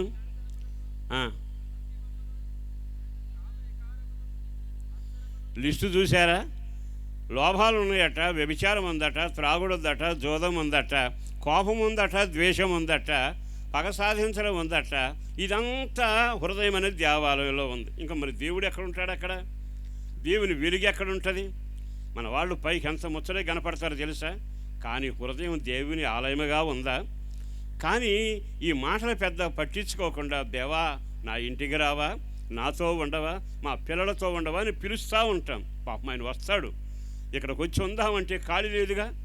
లోపలే నరహత్యలు, లోపలే ద్వేషం, లోపలే పగ, ఒకరి మీద ఒకరు సాడీలు చెప్పడం, లేనివి కల్పించడం, దేవుని సేవకును విరోధంగా మాట్లాడటం, సేవకు విరోధంగా మాట్లాడడం, ఇవన్నీ ఇందులో ఉంటే దేవుడు వచ్చి లోపల ఎక్కడ ఉంటాడు? కొరింథీ సంఘానికి పౌలు రాసి అంటాడు, మీరు దేవుని ఆలయమై ఉన్నారనియు, దేవుని ఆత్మ మీలో నివసించుచున్నాడనియు మీరు ఎరుగరా. అంటే ఇది దేవుని ఆలయం. ఇందులో ఆత్మ ఉండాలి, ఇందులో ప్రార్థన ఉండాలి, ఇందులో వాక్యం ఉండాలి, ఇందులో సత్యం ఉండాలి, ఇందులో దేవునితో బంధం ఉండాలి, ఎల్లప్పుడూ ప్రార్థనా జీవితం ఉండాలి. ఇది కానీ పాడైపోతే అదిగో చినిగిన సంచి ఇంట్లోకి వస్తుంది. చినిగిన సంచి ఇంట్లోకి వస్తుంది. జాగ్రత్త. ఈ రోజున దేవుడి ప్రత్యేక ఈ కూడంతో నీతో మాట్లాడుతున్నాడు. నీ వ్యక్తిగత జీవితంలో ఇంకా ఎంతకాలం చినిగిన సంచి, ఏం కొందామన్నా మీ వల్ల కాదు. ఎంత ప్రయాసపడినా అంతా శూన్యమవుతూనే ఉంది. ఇంకొక మాట చెప్పనా? నేను చెప్పే మాట కొంచెం జాగ్రత్తగా వినండి. దొంగల గుహగా మీరు చేశారని యేసు ప్రభు గాడిద మీద వచ్చి మందిరంలోకి వెళ్ళి, ఇది నా ప్రార్థనా మందిరం, నా తండ్రి ఇల్లు, దీనిని మీరు ఎలా చేశారు చెప్పాలి. మీరంతా దొంగల గుహగా చేశారు అని అంటే గుళ్ళో కూడా దొంగలు ఉంటారా? మాట్లాడరే, మీరు కరెక్ట్గా చెప్పండి. గుళ్ళో దొంగలు ఉంటారా? నాకు మీకు కొంచెం దూరం ఉంది, పెద్దగా వినపట్టలేదు, కానీ దొంగలు ఉంటారు. ఎట్లా ఉంటారో కొన్ని మాటలు చెబుతాను. మనం దొంగలుగా కాకుండా పవిత్రుడుగా బ్రతకాలి. ఒక చిన్న సంఘటన చెబుతానండి. మా ప్రార్థనా మందిరానికి చాలామంది విశ్వాసులు వస్తుంటే ఎక్కువ మంది జాబ్ హోల్డర్స్ కూడా వస్తూ ఉంటారు. ఒక రోజున ఒక కుటుంబం నాకు పరిచయమైంది, ప్రభువులో స్థిరపడింది, వాక్యంలో నమ్మకంగా నడవడం మొదలుపెట్టారు. ఉన్నట్టుండి ఆ మాస్టరు నేనంటే మహాప్రాణం. ఉన్నట్టుండి ఆయన మధ్యప్రదేశ్ వెళతా పాస్టర్ గారు ఒక 15-20 రోజుల వరకు రానండి, వీలైతే నెల వరకు ఉంటాను అని నా కొరకు ప్రార్థన చేయండి, పంతులమ్మ గారు ఇక్కడే ఉంటారు, మందిరానికి వస్తూ ఉంటారు, ఏదైనా అవసరం అయితే కొంచెం ప్రార్థనలు చేయండి అని చెప్పి వెళ్ళిపోయారు. అది అయిపోయిన తర్వాత ఈమె ప్రార్థనకు రావడం, కార్యక్రమాలన్నీ చేయడం బాగానే ఉంది. ఆయన తిరిగి వచ్చాడనే సంగతి తెలిసి ఇటు చూడండి పలకరిద్దామని ఇంటికి వెళ్ళా. ఆయన కుర్చీ మీద నుంచి లేచి పరుగెత్తుకుంటూ వచ్చి నన్ను గట్టిగా పట్టుకుని, అయ్యా మీ ప్రసంగాలు విని చాలా కాలం అయింది, మీ మాటలు విని చాలా కాలం అయిపోయింది, దేవుని దయ వలన మళ్ళా తిరిగి వచ్చేసాను అని ఒక గట్టిగా కేక వేశాడు. పంతులమ్మ గారిని పిలిచి, ఏమో పాస్టర్ గారు వచ్చారు, వేడి కాఫీ పట్టుకురా అని కేక వేశాడు. కేక వేయగానే ఆమె హడావిడిగా వెళ్ళి నా కొరకు వేడిగా కాఫీ పట్టుకొని వస్తా మధ్యలో కప్పు పడవేసి గావుమని పెద్ద కేక వేసింది. వెంటనే ఆ కేక వినగానే ఏమైందో మాకు అర్థం కాల. ఫాస్ట్గా పంతులు గారు పరిగెత్తుకుంటూ లోపలికి వెళ్ళాడు, నేను కూడా లోపలికి వెళ్ళగానే ఆ పంతులమ్మ గారు చేసిన పని ఏమిటంటే ఇస్త్రీ చేసుకుంటుంది ఒక చీరను. ఈయన కేక వేసేటప్పటికి ఆ ఇస్త్రీ పెట్టి పక్కన పెట్టకుండా పక్కన పెట్టేళ్ళింది. మొత్తం మీద చీర కాస్త కాలింది. కొత్త చీర కదండి, నెమ్మదిగా వస్తా అది చూసి కంగారు పడి కప్పు కింద పడవేసింది. ఇప్పుడు ఆయన ఏమనగాలి? కప్పు పగిలిపోయిందా, నీకేమైనా దెబ్బ తగిలిందా, నీకేమైనా ఇబ్బంది అయిందా అని అడగాలా వద్దా? మీరు మాట్లాడరు, అడగాలా వద్దా? కానీ ఆయన ఏమన్నాడు తెలుసా? అది సరే కానీ పంతులమ్మ గారు, ఈ చీర ఎప్పుడు కొన్నాం అన్నాడు. అడగాల్సిందేమో దెబ్బ తగిలిందా పగిలిపోయిందా అని, దానికి ఈ చీర ఎప్పుడు కొన్నామని అనగానే ఆమె ఏమనాల్సింది? నిన్న కొన్నానండి, మొన్న కొన్నాను, మా అక్క ఇచ్చింది, మా అక్క కొనిపెట్టింది అనాలిగా. తిన్నగా నన్ను చూసింది, నాకు పుట్టింది దడ అనాల్సిన మాట. బంధువులు కొన్నారు, స్నేహితులు కొన్నారు, నేను కొనుక్కున్నాను అనాలిగా. చీర ఎప్పుడు కొన్నామని కానీ నన్ను చూస్తే నాకు భూమి మునికినట్టే ఉంది. ఇప్పుడు మాస్టర్ గారు ఏమనుకుంటాడు? చీర పాస్టర్ గారు అంటే ఇక నాకు ఈ ఒళ్ళు ఒరిగిపోయి తెల్లవారుగానే ఎందుకు ఇంటికి వచ్చాను రా దేవుడు అని బయటికి వెళ్ళి కుర్చీ మీద కూర్చుంటే కుర్చీ గిరగిర తిరిగినట్టు ఉంటుంది. కారణం ఏమిటో పరిస్థితి. కాసేపు అయ్యాక పంతులు గారితో ఓ చక్కని మాట ఉంది. అయ్యా పాస్టర్ గారు వచ్చారు, అల్లరి చేయబాకు, నీకు మాట చెబుతాను. నేను ఈ చీర కొనుక్కున్నా, మీరు దశమ భాగం పాస్టర్ గారికి ఇచ్చే, వాళ్ళకి 6 కోట్లు ఉన్నాయి. 6 కోట్లు వచ్చే రాబడిలో దశమ భాగం తీసుకెళ్ళి పాస్టర్ గారికి ఇచ్చే, మీరున్నప్పుడు ఇచ్చారు, మీరు వెళ్ళిపోయిన నన్ను ఇమ్మన్నారుగా, అందుకని ఆ దశమ భాగం అంతా తీసుకెళ్ళి ఆయనకి ఇవ్వాలిగా. మన పాస్టర్ గారికి దశమ భాగం కవర్ ఇస్తే చూసి 800 700 లేకుండా కళ్ళు మూసుకుని ప్రార్థన చేసి అక్కడ పెట్టేసి, అమ్మా దేవుడిని దీవించుడుగా అని ప్రార్థన చేసి పంపిస్తున్నాడు. నాకు డౌట్ వచ్చింది, లెక్కలు వేయట్లేదు కనుక, చూడలేదు కనుక 1000 రూపాయలు పెట్టిన ఒకటి, 100 రూపాయలు పెట్టిన ఒకటి. అందుకని నేను 300 పెట్టాను, మిగిలిన సొమ్ముతో చీర కొన్నాను. అప్పుడు అన్నది, ఆయన ఏమన్నాడు తెలుసా? సరే అట్టయితే ఇక చీర కట్టుకో అన్నాడు. లేపితే అన్నీ బెజ్జాలేగా, అంతా కాలిపోయిందిగా. ఇప్పుడు మీరు చెప్పండి, దేవుని సన్నిధిలో దొంగలు ఉన్నారా లేరా? భలే తెలియగలడు, మీరు చాలా మౌనంగా ఉన్నారు. దొంగలు ఉన్నారా లేరా? ప్రభువుని నమ్మకం ఉండిపోయి బయట దొంగతనం చేసేవాళ్ళం. ప్రభువుని నమ్మకపోతే బయట దొంగతనం చేసాం. ప్రభువుని నమ్మేంగా బయటికి వెళ్ళకూడదుగా. వీళ్ళు బైబిల్ పడి తిరుగుతున్నారు దొంగలు అంటారేమో అని ఇప్పుడు దేవుడి జేబులో చేయి పెట్టడం. దశమ భాగం ఎవరిది? దేవునిది. అది ఎవరికి ఇవ్వాలి? సేవకుని ఇవ్వాలి. దుర్వ్యాపారం చేయకూడదుగా, దొంగల కోసం చేయకూడదుగా. ఈ రోజున దరిద్రం ఎక్కడి నుంచి వస్తుంది?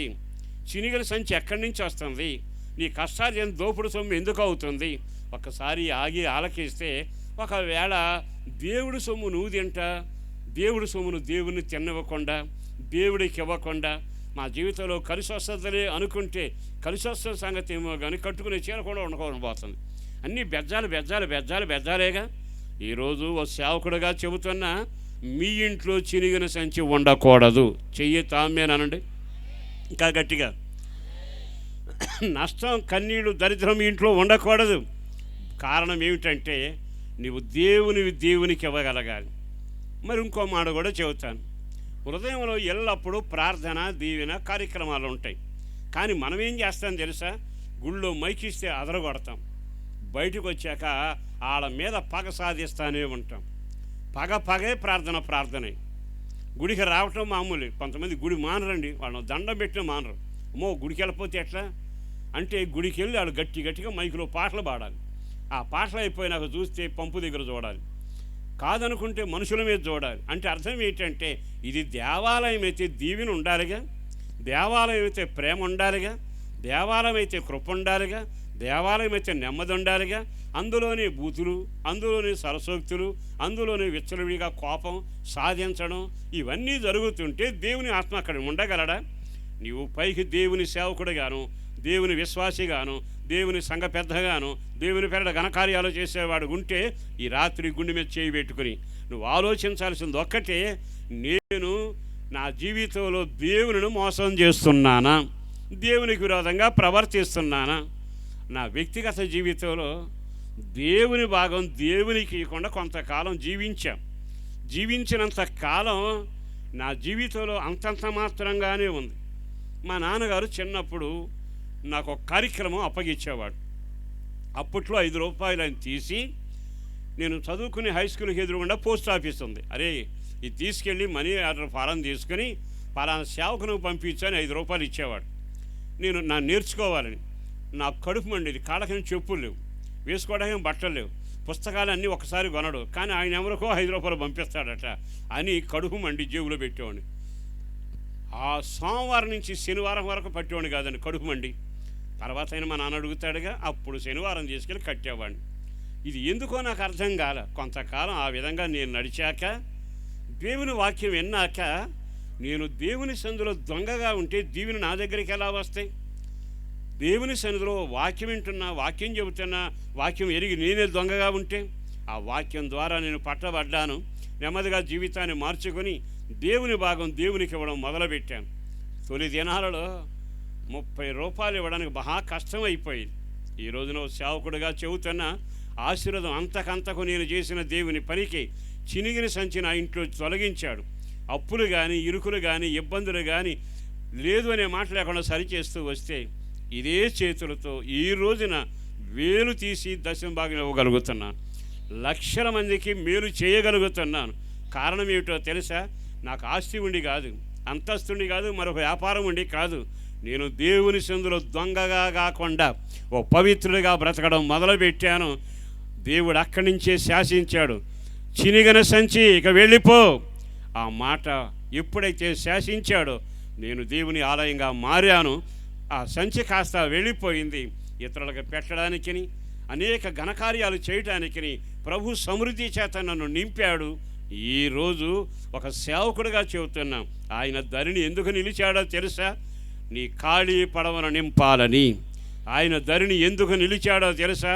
లేదు అనే పాటను కొట్టివేసి మరలా దొరుకుతుందని ఒక పాటను పాడటానికి ఆయన ధరిని నిలిచాడు. మరొక మాట చెప్పనా? ఆయన ఎందుకు ధరిని నిలిచాడంటే నీ దేవాలయాన్ని బాగు చేసి నీ ఇంట్లో చినిగిన సంచిని నెమ్మదిగా తొలగించడానికి ఇష్టపడుతున్నాడు. ఈ రాత్రి ఒక మాట అడగనా? చినిగిన సంచి మా ఇంట్లో వండాలి అనుకునేవాడు చెయ్యొద్దండి. ఒకటి, చినిగిన సంచి మా ఇంట్లోంచి వెళ్ళిపోయి మా గిన్నె నిండి పొంగి పొరలాలి అనేవాడు చేయొద్దండి. దేవుడు మిమ్మల్ని అత్యధికంగా దీవించునుగాక. నన్ను గురించి 2 మాటలు చెబుతాను. మీరు విన్నవాడు చాలామంది ఉన్నారు, అయినా చెబుతాను వినండి. నా పేరు మీలో పేపర్లో చెప్పారు, అయ్యగారు స్టేజ్ మీద చెప్పారు. మా సొంతూరు మచిలీపట్నం. మా పితరులు ఉండేది తుమ్మలపాలెం, అంటే తుమ్మలపల్లి మన రామాపురం దగ్గర గుడివాడ. అయితే మా నాన్నగారు వైర్లెస్ డిపార్ట్మెంట్లో కానిస్టేబుల్గా ఉద్యోగం చేస్తూ పోలీస్ డిపార్ట్మెంట్ ఉండేవాడు. బందర్లో ఉండి సర్కారు తోటలో చక్కని ఇల్లు కట్టుకుని పొల స్థలాలతో మా ఇంట్లో 3గురితో హాయిగా బ్రతుకుతున్నాం. చక్కని చదువు, చక్కని కార్యక్రమాలు ఉండే. ఇట్లా ఆడుకోవటానికి మా నాన్నగారు వెళ్ళారట. వెళితే అక్కడ ఉన్న దైవజనుడు అరిసి చెప్పాడట, కొంతకాలమే ఉంటావు, జాగి వెళ్ళిపోతావు, ఎవరెక్కడిని ఎకరంగా ఉండరు, నీవు పాపం విషయంలో పశ్చాత్తాపడు, కళ్ళు మూసేలోపు పాపం కడుక్కోపోతే నరకానికి వెళ్ళిపోతామని ప్రసంగం చేశాడట. ఆ ప్రసంగానికి అయ్యో ఇంతకాలం ఉద్యోగం చేసి ఎంత సంపాదించిన నరకానికి వెళితేనని మారు మనసు పొంది ఆయన మంచి క్రైస్తవుడై ఉద్యోగం చేయడం మొదలుపెట్టాడు. ఉన్నట్టుండి ఆయన ఉద్యోగం చేస్తుండగా దేవుడు సేవకు పిలిచాడట.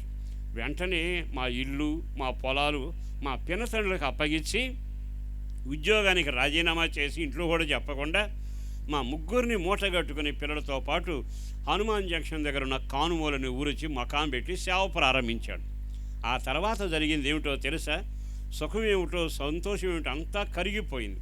చివరికి తినడానికి తిండి లేని సేవ చేశాడు మా నాన్న. అప్పుడు అనిపించింది మా నాన్న అవివేక పని చేశాడే అని అనుకుంటూ ఆయన మీద ఎక్కడ లేని కోపం వచ్చేది. హాయిగా బ్రతుకుని నాశనం చేసుకున్నాడని. తర్వాత ఆ రోజుల్లో నేను అనుభవించిన అనుభూతి ఏమిటంటే, ఒక్క నిక్కరు, ఒక్క షర్ట్తో హై స్కూల్లో చదివాను నేను. 1 సంవత్సరం అంతా దానితోనే నేను చదివాను. అప్పుడు అనిపించింది ఈ కుటుంబంలో పుట్టకుండా ఉంటే బాగుండని.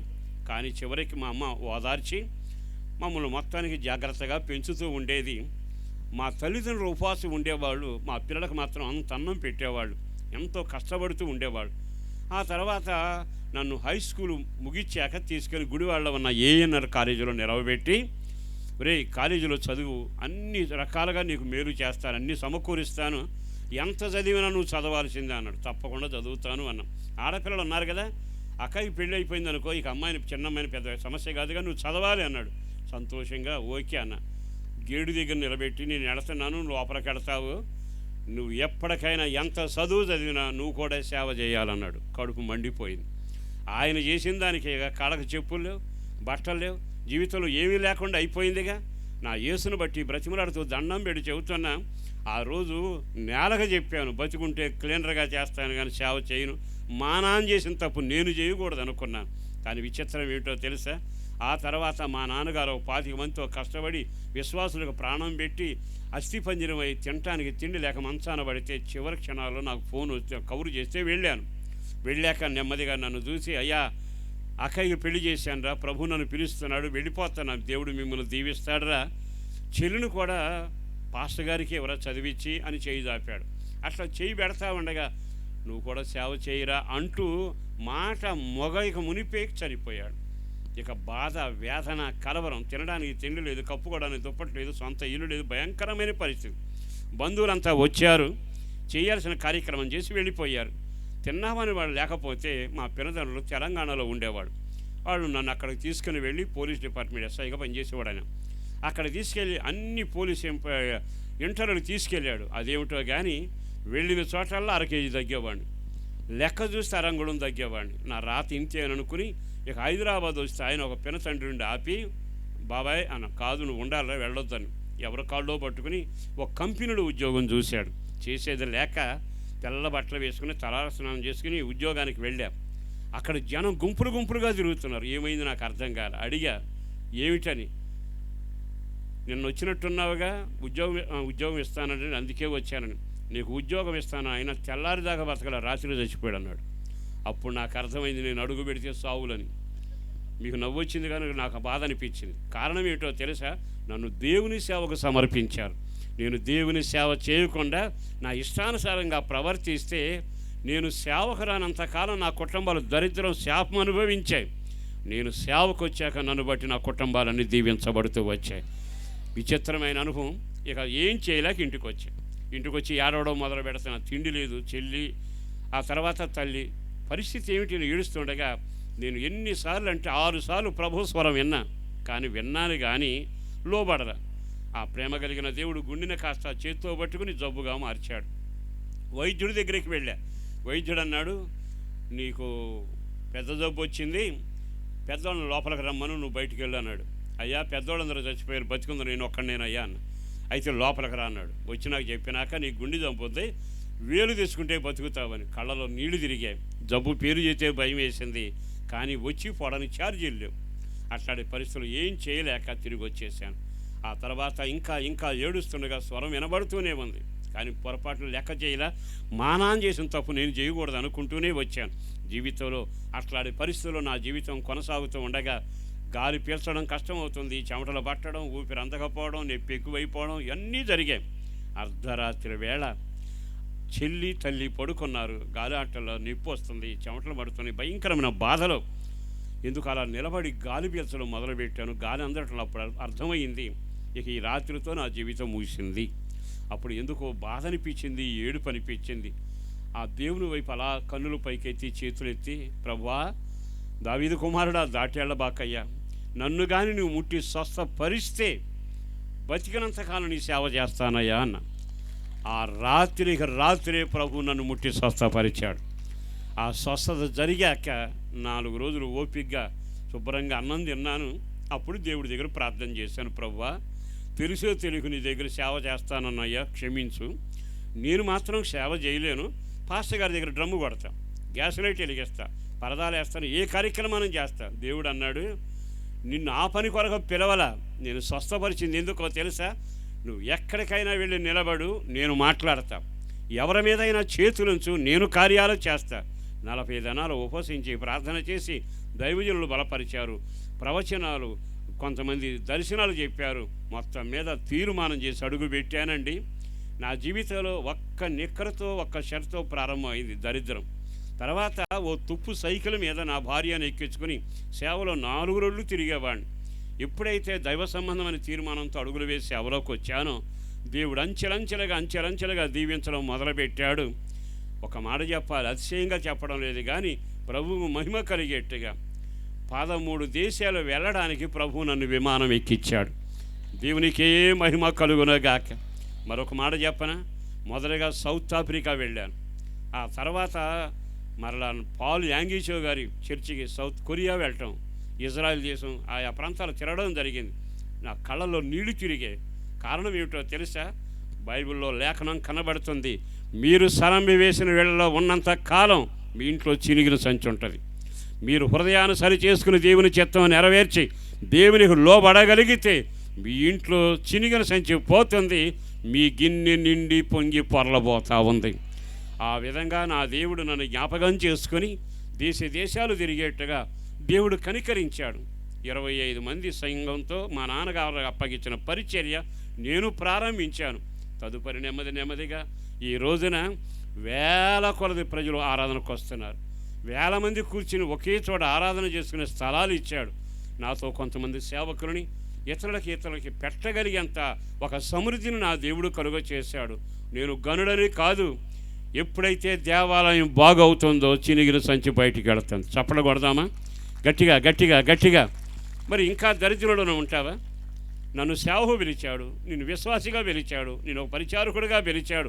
దేవుని చిత్తంలో లోబడి నీ హృదయం ఖాళీ అవ్వాలిగా, నువ్వు పవిత్రమైన ఘటంగా మారాలిగా, నీ జీవితంలో అపవిత్రత తొలగిపోయేట్టుగా ప్రార్థన చేయాలిగా. చాలాసార్లు ప్రభువా నన్ను దీవించు అంటాం, కానీ పాపాన్ని మానం.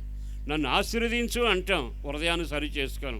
ఎంతకాలం ప్రార్థన చేసినా ఇక్కడున్న దైవజనులందరూ మీ తలల మీద చేయబెట్టి ప్రార్థన చేసిన సంచిపోదు. ఎందుకు పోదు అంటే మీరు దేవుని చిత్తం చేయకపోవటం. ఓ సేవకుడిగా దండం పెట్టి మీ అందరికీ నేను చెప్పగలిగిన మాట ఏమిటో తెలుసా?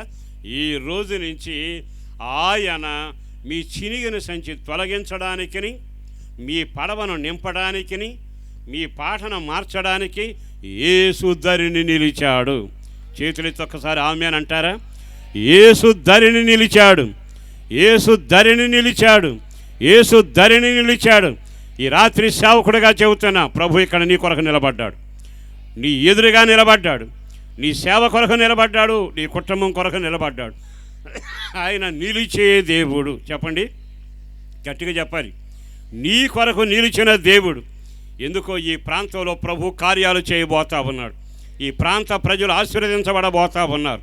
నా దేవుని కృప విస్తరించబడబోతున్న వేళ కేవలం మనుషుల మాటల వల్ల జరగదు.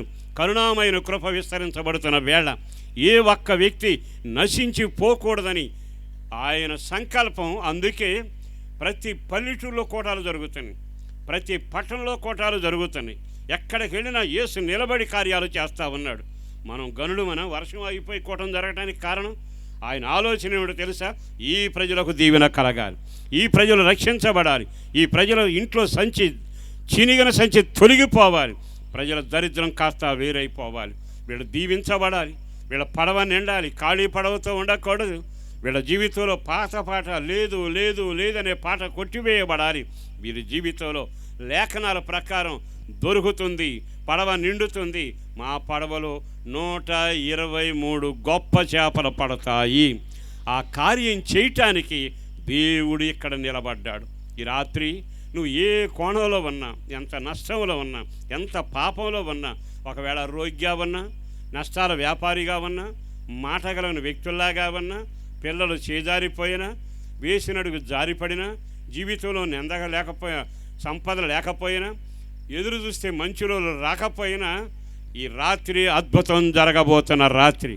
కారణం నేను వచ్చినందుకు కాదు, మీరు వచ్చినందుకు కాదు, నన్ను ప్రేమించిన దేవుడు ధరిని నిలిచాడు. ఇక్కడ నిలబడి నీ కొరకే చేతులు చాపుతున్నాడు. ఈ రోజైనా ఒక్క క్షణం ఆయన వైపు తిరిగి, దేవా నా దరిద్రాన్ని తొలగించవా, నా సంచిని తొలగించవా, నా పడవ ఖాళీగా ఉంది కనికరించవా, నా నోట్లో ఎల్లకాలం వినబడే ఆ పాట లేదు అనే పాట కొట్టివేయవా. నిశ్చయంగా నా పడవలో గొప్ప చేపలు ఉండాలయ్యా, మా ఇంట్లో గొప్ప కార్యాలు జరగాలయ్యా, మా గ్రామంలో గొప్ప కార్యాలు జరగాలయ్యా, మా సేవలో గొప్ప చేపలు పడాలయ్యా అని ఎప్పుడైతే మనం ఆయన వైపు తిరుగుతామో నిలిచిన దేవుడు గొప్ప కార్యం చేయబోతున్నాడు. చేతులూపుతో ఒకసారి గట్టిగా హల్లెలూయా చెప్పండి. హల్లెలూయా, ఇంకా గట్టిగా హల్లెలూయా. నా యేసు ఎవరో తెలుసా? ఆ యోహాను సువార్త 21వ అధ్యాయంలోకి వెళదాం. కొంచెం కిందకి వెళ్ళాక పిల్లలారా తినడానికి ఉందా అంటే లేదని చెప్పారుగా. కొంచెం కిందకి వెళ్ళండి, 9వ వాక్యం నుండి. అక్కడికి వెళ్ళాక ఏముంది తెలుసా? అక్కడ నిప్పుల మీద కాల్చబడిన రొట్టెయు చేపలు ఉండెను. చదవండి ఆ మాట.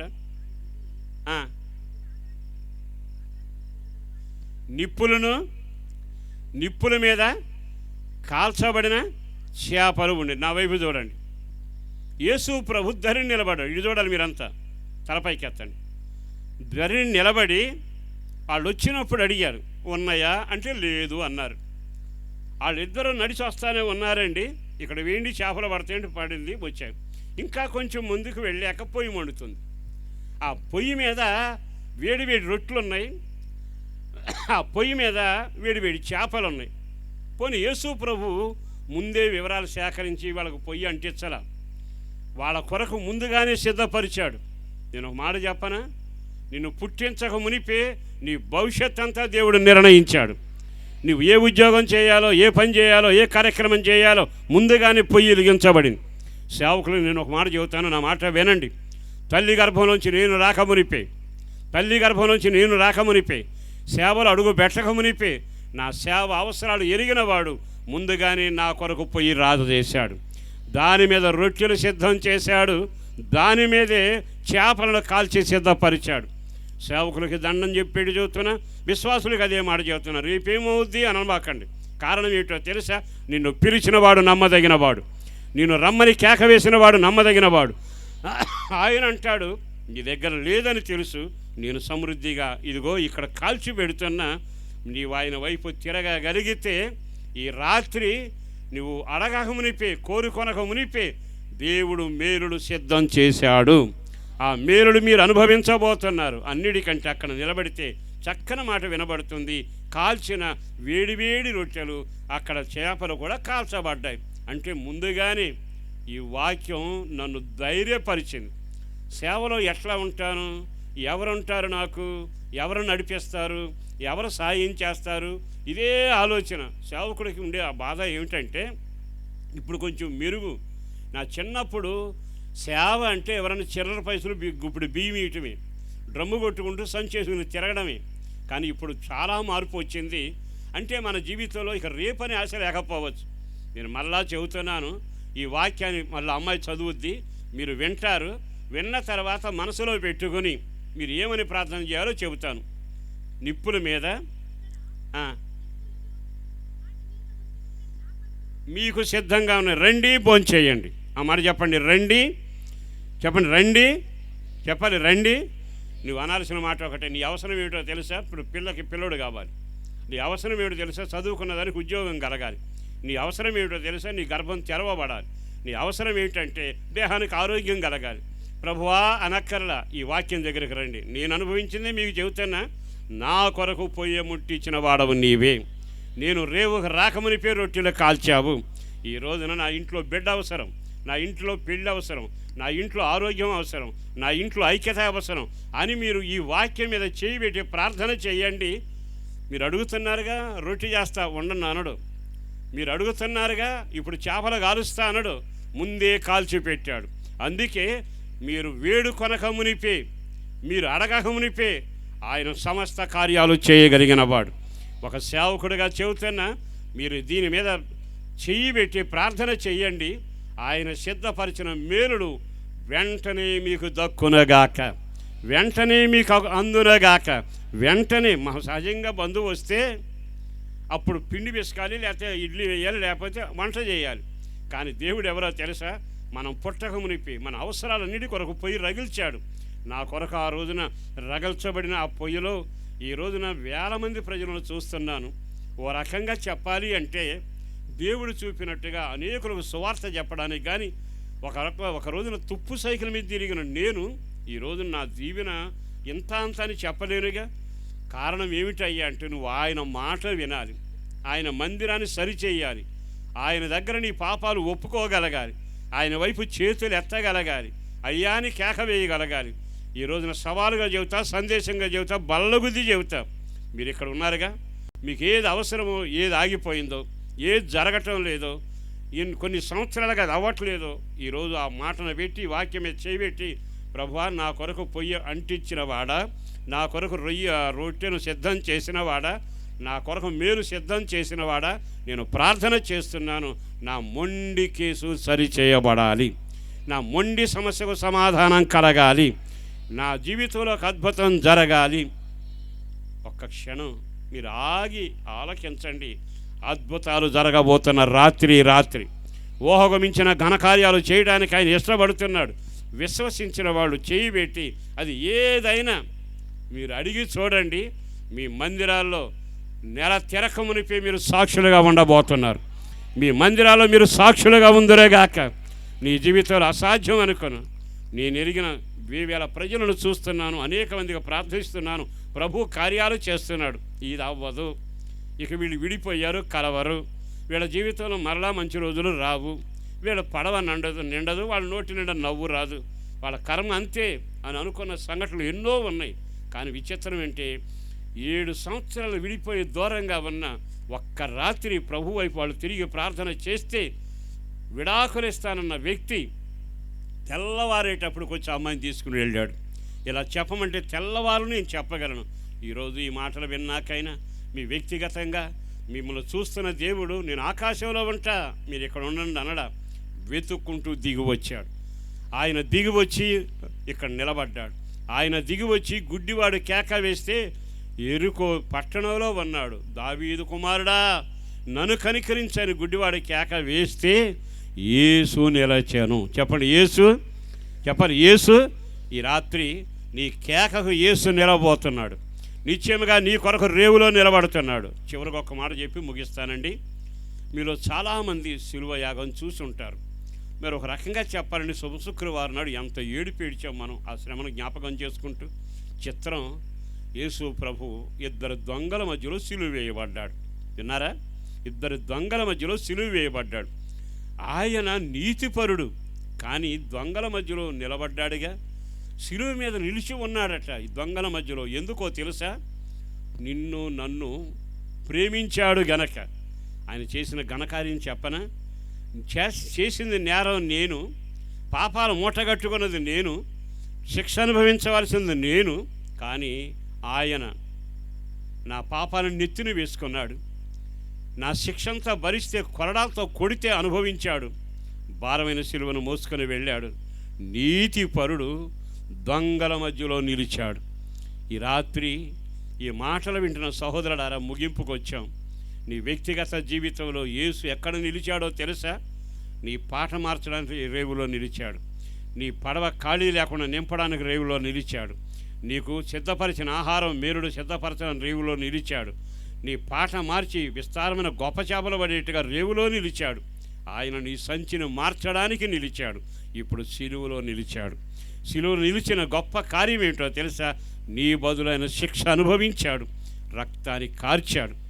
శిక్ష అనుభవిస్తూ ఆయన అన్నాడు, తండ్రి వీరేమి చేస్తున్నారు, వీరు ఎరుగరు గనక వీరిని క్షమించని క్షమాపణ ప్రకటించాడు. ఈ రాత్రి ప్రియ దేవుని బిడ్డలారా, మనం కన్ను మూస్తే నరకానికి వెళ్ళాలి. కారణం ఏమిటో తెలుసా? అగ్ని ఆరదు, పురుగు చావదు, కారణం పాపం. మరి ఈరోజు ఇంతకాలం జీవిస్తున్నామే, రేపేమవుతుంది, ఎక్కడికి వెళతాం? ఒక్కసారి ఆగి ఆలకిస్తే పాపం వచ్చే జీతం మరణం, నరకానికే వెళ్ళాలి. ఇక నరకానికి వెళితే ఇక తిరిగి రాడు, అరవడం తప్ప. కానీ నా దేవుడు ఎంత ప్రేమ కలిగిన వాడో తెలుసా? నీవు నేను నరకానికి వెళ్లకుండా ఉండడానికి, ఆయన మోక్షానికి తీసుకెళ్ళి వెళ్ళటానికి కొరడా దెబ్బలు తిని రక్తాన్ని కార్చాడు. ఆ రక్తంలో మనం కడగబడితే మన జీవితం మోక్షానికి వెళుతుంది, మన జీవితం ఆశీర్వాదకరంగా ఉంటుంది. ఒక మాట చెబుతానండి. ఒక ఊళ్ళో 2 స్నేహితులు ఉండేవాడు. ఒకడేమో బాగా ఆస్తిపరుడు, మరొకడేమో కడు పేదవాడు. ఉన్నవాడు ఊపిరాడనంత తిండి తినేవాడు, ఓదారంగు బట్టలు వేసుకునేవాడు. పేదవాడేమో తన జీవితంలో లేకపోయినా కుక్కలు నాకుతున్నా ఆ ధనవంతుడి దగ్గరకు వచ్చి చెప్పేవాడు, అయ్యా ధనం నికరం కాదురా, దేశం నికరం కాదురా, దేవుడు అన్నాడని చెప్పబాకు, పాపమని గట్టిగా అరవబాకు, నా ధనమే నా దైవం అంటూ ఊరేగాడు. కానీ కనీసం పక్కనుడు కూడా రొట్టె ముక్క పెట్టడానికి ఇష్టపడాల. తర్వాత ఇద్దరికి చావు వచ్చింది. చావు అందరినీ సమానంగా ప్రేమిస్తుంది, ఒకరిని ఒక రకంగా ప్రేమించదు, అందరినీ సమానంగా కౌగిలించుకుంటుంది. కనుక ఆ ధనవంతుడు చనిపోయాడు. ఊరంతా కదిలి వచ్చి అతను ఊరేగించి తీసుకెళ్ళి పాతి పెట్టారు. పేదవాడింటికి ఎవరు రాలా, పరలోకం కదిలింది. దేవుని దూతలు వచ్చారు, అతగాడిని కొనిపోయాను. ఒకడేమో కొనిపోబడ్డాడు, ఒకడేమో పాతి పెట్టబడ్డాడు. ఈరోజు నీ మాట వింటున్న సహోదరులారా, మీరు వాక్యం ఎరిగిన వాళ్ళే కదా. కొనిపోబడే గుంపులో ఉంటున్నారా, పాతి పెట్టబడే గుంపులో ఉంటున్నారా? కొనిపోబడిన వాడు ప్రభువుతో ఉన్నాడు. పాతి పెట్టబడిన వాడు అరుస్తూ కేకలు వేస్తున్నాడు, అయ్యా నీటి బొట్టు లేదయ్యా అని. మళ్ళా గట్టిగా కేకలు వేసి అంటాడు, తండ్రివైన అబ్రహామా, యాసన పడుతున్నాను, లాజరుని చిటికలు వెళుతూ కొంచెం నీళ్లు పట్టుకురమ్మని చెప్పు అన్నాడు. కుదరదు అన్నాడు ఆయన. కారణం ఏమిటో తెలుసా? ఒకే మాట అన్నాడు, నీకు ఒక జీవితం ఇచ్చా, అతగాడికి ఒక జీవితం ఇచ్చా, ఇద్దరు జీవితాలు సమానంగా ఇచ్చాను. నీ జీవితంలో నీ ఇష్టానుసారంగా నడిచావు. వాడు భక్తి కలిగి నడిచాడు, చేరవలసిన గమ్యం రొమ్మునకు చేరాడు. ఈరోజు గమనించండి, జీవితం మనకి ఇచ్చాడు కదా. తెలివి ఇచ్చాడు, డబ్బు ఇచ్చాడు, జ్ఞానం ఇచ్చాడు, బళ్ళు ఇచ్చాడు, ముత్యంలాంటి పిల్లల్ని ఇచ్చాడు, బంగారాడు భార్యని ఇచ్చాడు, అన్నీ ఇచ్చాడు. నీకేం తక్కువ చేయలేదుగా. కానీ ఎంత ఇచ్చినా నువ్వు ఇంకా అక్రమంగా నడిస్తే, ఇంకా భయంకరమైన దొంగగా నడిస్తే, దేవుని సొమ్మును దొంగిలించే వ్యక్తిలాగా మారితే, అంటే అర్థం ఏంటి? నీ జీవితాన్ని నువ్వు పాడు చేసుకున్నావు. ముగింపు ఏమైంది? మలమల మాడుతుంది. ఈ రాత్రి మనమందరం సంపాదించాలి, సంపాదిస్తున్నాం. కానీ సంపాదన మనకేమైనా ఉపయోగమా? సంపాదించాడు కానీ అంతా వదిలిపెట్టి వెళ్ళిపోయాడు. కానీ లాజరు చనిపోయాడు, జీవాన్ని పట్టుకుని పరమునకు వెళ్ళాడు. అక్కరకు రాని ఆస్తి కొరకు ప్రయాసపడబాకు, వెంటరాని ఆస్తి కొరకు భయంకరంగా వెదచెందబాకు. అనుభవించడమే దీనంతు. భూమి మీద ఉన్నంత కాలం అనుభవించు. కళ్ళజోడు కూడా నీతో రాదు, కాళ్ళ చెప్పులు నీతో రావు, కలం నీతో రాదు. ఇదంతా వదిలేసే ఆస్తి, అక్కరకు రాని ఆస్తి. కానీ నెమ్మదిగా ధనవంతుడు వెళ్ళి కేకలు వేస్తున్నాడుగా. ఈరోజు ఒక చిన్న మాట చెప్పి నేను ముగిస్తున్నాను. అదేమిటంటే, నిన్ను నరకానికి వెళ్లకుండా మోక్షానికి నడిపించడానికి ఆయన దొంగల మధ్యలో యేసు నిరపరాధి అయిన వాడు నిలిచి ఉన్నాడు, నిన్ను రక్షించుటకు, నిన్ను నరకానికి తప్పించుటకు. మరి భయంకరమైన బజార్లో నిలబడ్డాడుగా గుడ్డివాడి కొరకు యేసు. ఇక్కడికి వస్తేనేమో నిలబడ్డాడుగా సముద్ర తీరాన, అక్కడికి వస్తే సిలువలో నిలబడ్డాడుగా. నిలబడిన యేసు ఈ రాత్రి నీతో మాట్లాడుతున్నాడు. నీ జీవితాన్ని మార్చుకుంటావా? నీ జీవితాన్ని ఖాళీ పడవతో వెళతావా? చినిగిన సంచిని వదిలించుకుంటావా? శాపాన్ని మూటగట్టుకుని నరకానికి వెళతావు? తేల్చుకోవలసింది నీవే. ఓసారట ఒక గొర్రెల కాపరి తన మందను కాచుకుంటా ఉన్నాడట. మందను కాస్తున్న వేళ బాగా ఆలకించండి. ఉన్నట్టుండి భోజనాన్ని కూర్చునే టైంలో అతనికి ఒక శబ్దం వినబడింది. ఆ మార్గాన రైలు మార్గం ఉంది, అరణ్యంలో వాగు దగ్గర భోంచేస్తున్నాడు. ఆ పట్టాలు వేలాడుతట్టుగా ఈ దిమ్మ పడిపోయింది, పట్టాలు వేలాడుతున్నాయి. ఇక భోజనం చేయటానికి మనసు లేక పరిగెత్తి, అమ్మో రైలు వస్తే జనమంతా చచ్చిపోతారుగా అని పరుగున వెళ్ళాడట. వెళ్ళి అప్పటికే రైలు వచ్చేస్తుంది. రైలాపో రైలాపో రైలాపని కేక వేయడం మొదలుపెట్టాడు. ఎక్కడో ఉన్న రైలు జనాన్ని మూట కట్టుకుని అది పరుగున వస్తూ ఉంటే మాట వినబడలేదు. ఇక ఎట్లాగో వీళ్ళందరూ చనిపోతారని నెమ్మదిగా రైలు కట్టకు అడ్డం పడి ఎదురు పరిగెత్తి 2 చేతులు చాపి ఊపుతూ అంటాడు, పరుగాపో, ఆపు, రైలాపో అని. ఎక్కడా పని జరగల. చివరికి చొక్కా ఊడదీశాడు. ఊపుకుంటా ఎదురెడుతున్నప్పటికే రైలు దగ్గరగా వచ్చింది. వెంటనే దూరంగా ఉండగానే ఆ డ్రైవర్ గమనించాడు, ఏదో ప్రమాదం ఉంది అని చెప్పి రైలుని నెమ్మదిగా ఆపడానికి ప్రయత్నం చేశాడు. ఒకేసారి సడన్ బ్రేక్ వేయకూడదుగా, జనం నాశనం అయిపోతారు కనుక నెమ్మదిగా ఆపెడతాను ప్రయత్నం చేశాడు. కానీ స్లోగా ఆగుతూ వచ్చి పరిగెత్తుకొస్తున్న వాడిని తొక్కుకుంటా ముందుకెళ్ళిపోయింది. జనమంతా దిగారు. దిగాక ఏమన్నారు తెలుసా? నువ్వు మనిషివేనా? బిడ్డా పాపతో మేమున్నాం, అరణ్యంలో నువ్వెందుకు ఆపావు అడవిలో అని కేకలు వేశారు. ఏం మాట్లాడలా. అందరూ తిడతాం మొదలుపెట్టినాక ఒక అతను కళ్ళు పైకి తలా చూసి, రైలు పట్టాలు వేలాడుతున్నాయి, దిమ్మలు పడిపోయినట్టున్నాయి, డ్రైవర్ మంచి పని చేశాడురా, లేకపోతే మనం అందరం చచ్చేవాళ్ళం అంటే ఈ తిట్టిన నోటితోనే మళ్ళా డ్రైవర్ను మెచ్చుకోవడం మొదలుపెట్టారు. నెమ్మదిగా దిగి అన్నాడు, అయ్యా నేను రైలు ఆపలా, రైలు ఆపు అంటూ కేకలు వేసుకుంటూ అదిగో చొక్కా ఊపాడు, చేతులు చాపాడు, మధ్యలో ఈ రైలు పట్ట మధ్యలో నడిచి వచ్చాడు. కానీ ఆపలేకపోయాను. ఆ వేగం వలన ఆ వ్యక్తిని తొక్కుకుంటా రైలు వెళ్ళింది. అదిగో చక్రాల కింద మొక్కలైపోయిన గొర్రెల కాపరి. ఒక్కసారి అలా చూశారండి. వెంటనే జీవితంలో కంగారు పడి ఏడవడం మొదలుపెట్టారు. ఈ రాత్రి ఒక మాట చెప్పనా, నా యేసు నిజమైన గొర్రెల కాపరి. 2000 సంవత్సరాల క్రితం సిలువలో నిలిచాడు, రేవులో నిలిచాడు, వీధిలో నిలిచాడు, నీ సంఘంలో నిలిచాడు. నీవు కోటానికి వెళ్ళి అక్కడ నిలబడి మాట్లాడాడు. ఈ రాత్రి ఇక్కడ కూడా నిలబడి మాట్లాడుతున్నాడు. ఆయన చివరికి సిలువలో వేలాడుతూ 2 చేతులు చాపి అన్న మాట ఏమిటో తెలుసా? నీ పరుగు ఆపవా? నీ పాపాన్ని ఆపవా? నీ అక్రమాన్ని ఆపవా? నీ మోసాన్ని ఆపవా? ఒకవేళ ఆపకుండా పరిగెత్తితే వేలాడుతున్న రైలు పట్టాలు దాటాక అగ్ని ఆరదు, పురుగు చావదు. ఆ భయంకరమైన దినాలు రాకమనిపి యేసు నిలిచిన దేవుడు, యేసు పిలిచే దేవుడు, యేసును చేతులు చాపే దేవుడు రేవులో నిలబడ్డాడు. గుడ్డివాడి కొరకు ఆ యొక్క ఎరుకోలో నిలబడ్డాడు. ఇప్పుడు నీ జీవితాన్ని ఆశీర్వాదకరంగా మార్చడానికి దేవాలయం దగ్గర నిలబడ్డాడు. ఇప్పుడు ఆయన సిలువలో నిలబడి కేకలు వేస్తుండగా నీవు కానీ నీ అక్రమాన్ని మానకుండా, నీ పాపాన్ని మానకుండా, నీ యొక్క మోసకరమైన జీవితాన్ని మార్చుకోకుండా ప్రసంగాలు ఎలాగ చెబుతారనే అనుకుంటూ పరుగులు ఎత్తుకొని ఆ రైలు పరిగెత్తుకుని వెళ్ళి నాశనానికి వెళతావా? నీ పరుగు ఆపుతావా? ఈ రాత్రి దేవుడు తేటగా మాట్లాడుతున్నాడు సహోదరులరా. కాబట్టి వారిగా దండం పెట్టి చెబుతున్నాను, కొంతకాలం ఉంటాం, వదిలి వెళ్ళిపోతాం.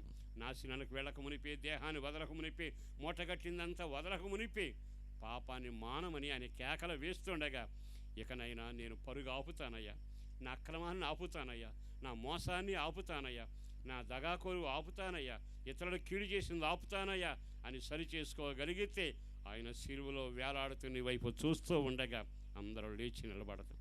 దయచేసి అందరూ ఒక క్షణం లేచి నిలబడండి. అందరూ ఒక క్షణం లేచి నిలబడండి. ఈ రాత్రి బహుతేటగా ప్రభు నీతో మాట్లాడుతున్నాం. ఆయన దరిని నిలిచిన దేవుడు, ఆయన దేవాలయం దగ్గర నిలిచిన దేవుడు, ఆయన ఎరుకో పట్టణంలో గుడ్డివాని కొరకు నిలిచిన దేవుడు, ఈ రాత్రి మనందరి కొరకు సిలువలో నిలిచిన దేవుడు. చేతులు పైకెత్తుతారా? దేవుని వైపు మనసెత్తండి. మనుషులను కాదు, దేవుని చూడండి. ప్రభువా, ఈ రాత్రి నా కొరకు నిలిచావయ్యా. నా పడవ ఖాళీగా ఉంది, నా జీవితంలో అంతా ఖాళీ, నా జీవితంలో చినిగిన సంచి ఉందయ్యా, నా ఇంట్లో సమాధానం నెమ్మది లేదయ్యా, ఎడు చూసినా ఖాళీగా ఉంది, మనశ్శాంతి లేదు, నెమ్మది లేదు, ఐక్యత లేదు, నా పడవ ఖాళీ. ప్రభువా, నీ మాట వింటానయ్యా. గొప్ప చేపలు నా పడవలో పడాలి. నిశ్చయముగా నీవు నాకు సిద్ధపరిచిన పొయ్యి రెడీగా ఉంది. నీ మేలును నేను పొందగలగాలి. అయ్యా, నా కొరకు సిలువలో నిలబడ్డవాడా, నీకు విరోధంగా పరిగెత్తాను, పాపం మానుకుందాం అనుకుంటూ మరలా మొదలుపెట్టాను. ఈరోజు నీ మాట విన్నానయ్యా. నా పరుగు ఆపుతాను, నా అక్రమాన్ని ఆపుతాను, నా మోసాన్ని ఆపుతాను, నా పాపాన్ని ఒప్పుకుంటానని ఆయన వైపు తిరగగలిగితే సిలువ రక్తం నిన్ను కడగబోతా ఉంది. సిలువ ప్రేమ నిన్ను కౌగలించుకోబోతుంది. దేవుని హస్తం నిన్ను తాకబోతా ఉంది. నీ నాశనానికి వెళ్ళక మునిపి నీ ప్రాణాత్మ దేహాలను కాపాడి నిత్యత్వంలో నిలబెట్టగలిగిన వాడు. అందుకే దైవజనుని ప్రేరేపణ ద్వారా ఈ కూడికలు ఏర్పాటు చేయబడ్డాయి. నిలిచిన దేవుడు ఎక్కడ ఉన్నాడు? నిన్ను పిలుస్తున్న దేవుడు ఎక్కడ ఉన్నాడు? నీ కొరకు చేతులు చాపిన దేవుడు ఎక్కడ ఉన్నాడు? చేతులు ఎత్తగలరా? నేను నా అక్రమాన్ని మానుతానయ్యా, నా మోసాన్ని మానుతానయ్యా, ఏదో లాభసాటి భక్తిని మానుతానయ్యా, నా పరుగును ఆపుతానయ్యా అని నీవు ఆయన వైపు తిరగగలిగితే సిలువలో ఉన్న యేసు నిన్ను కనికరించబోతున్న వేళ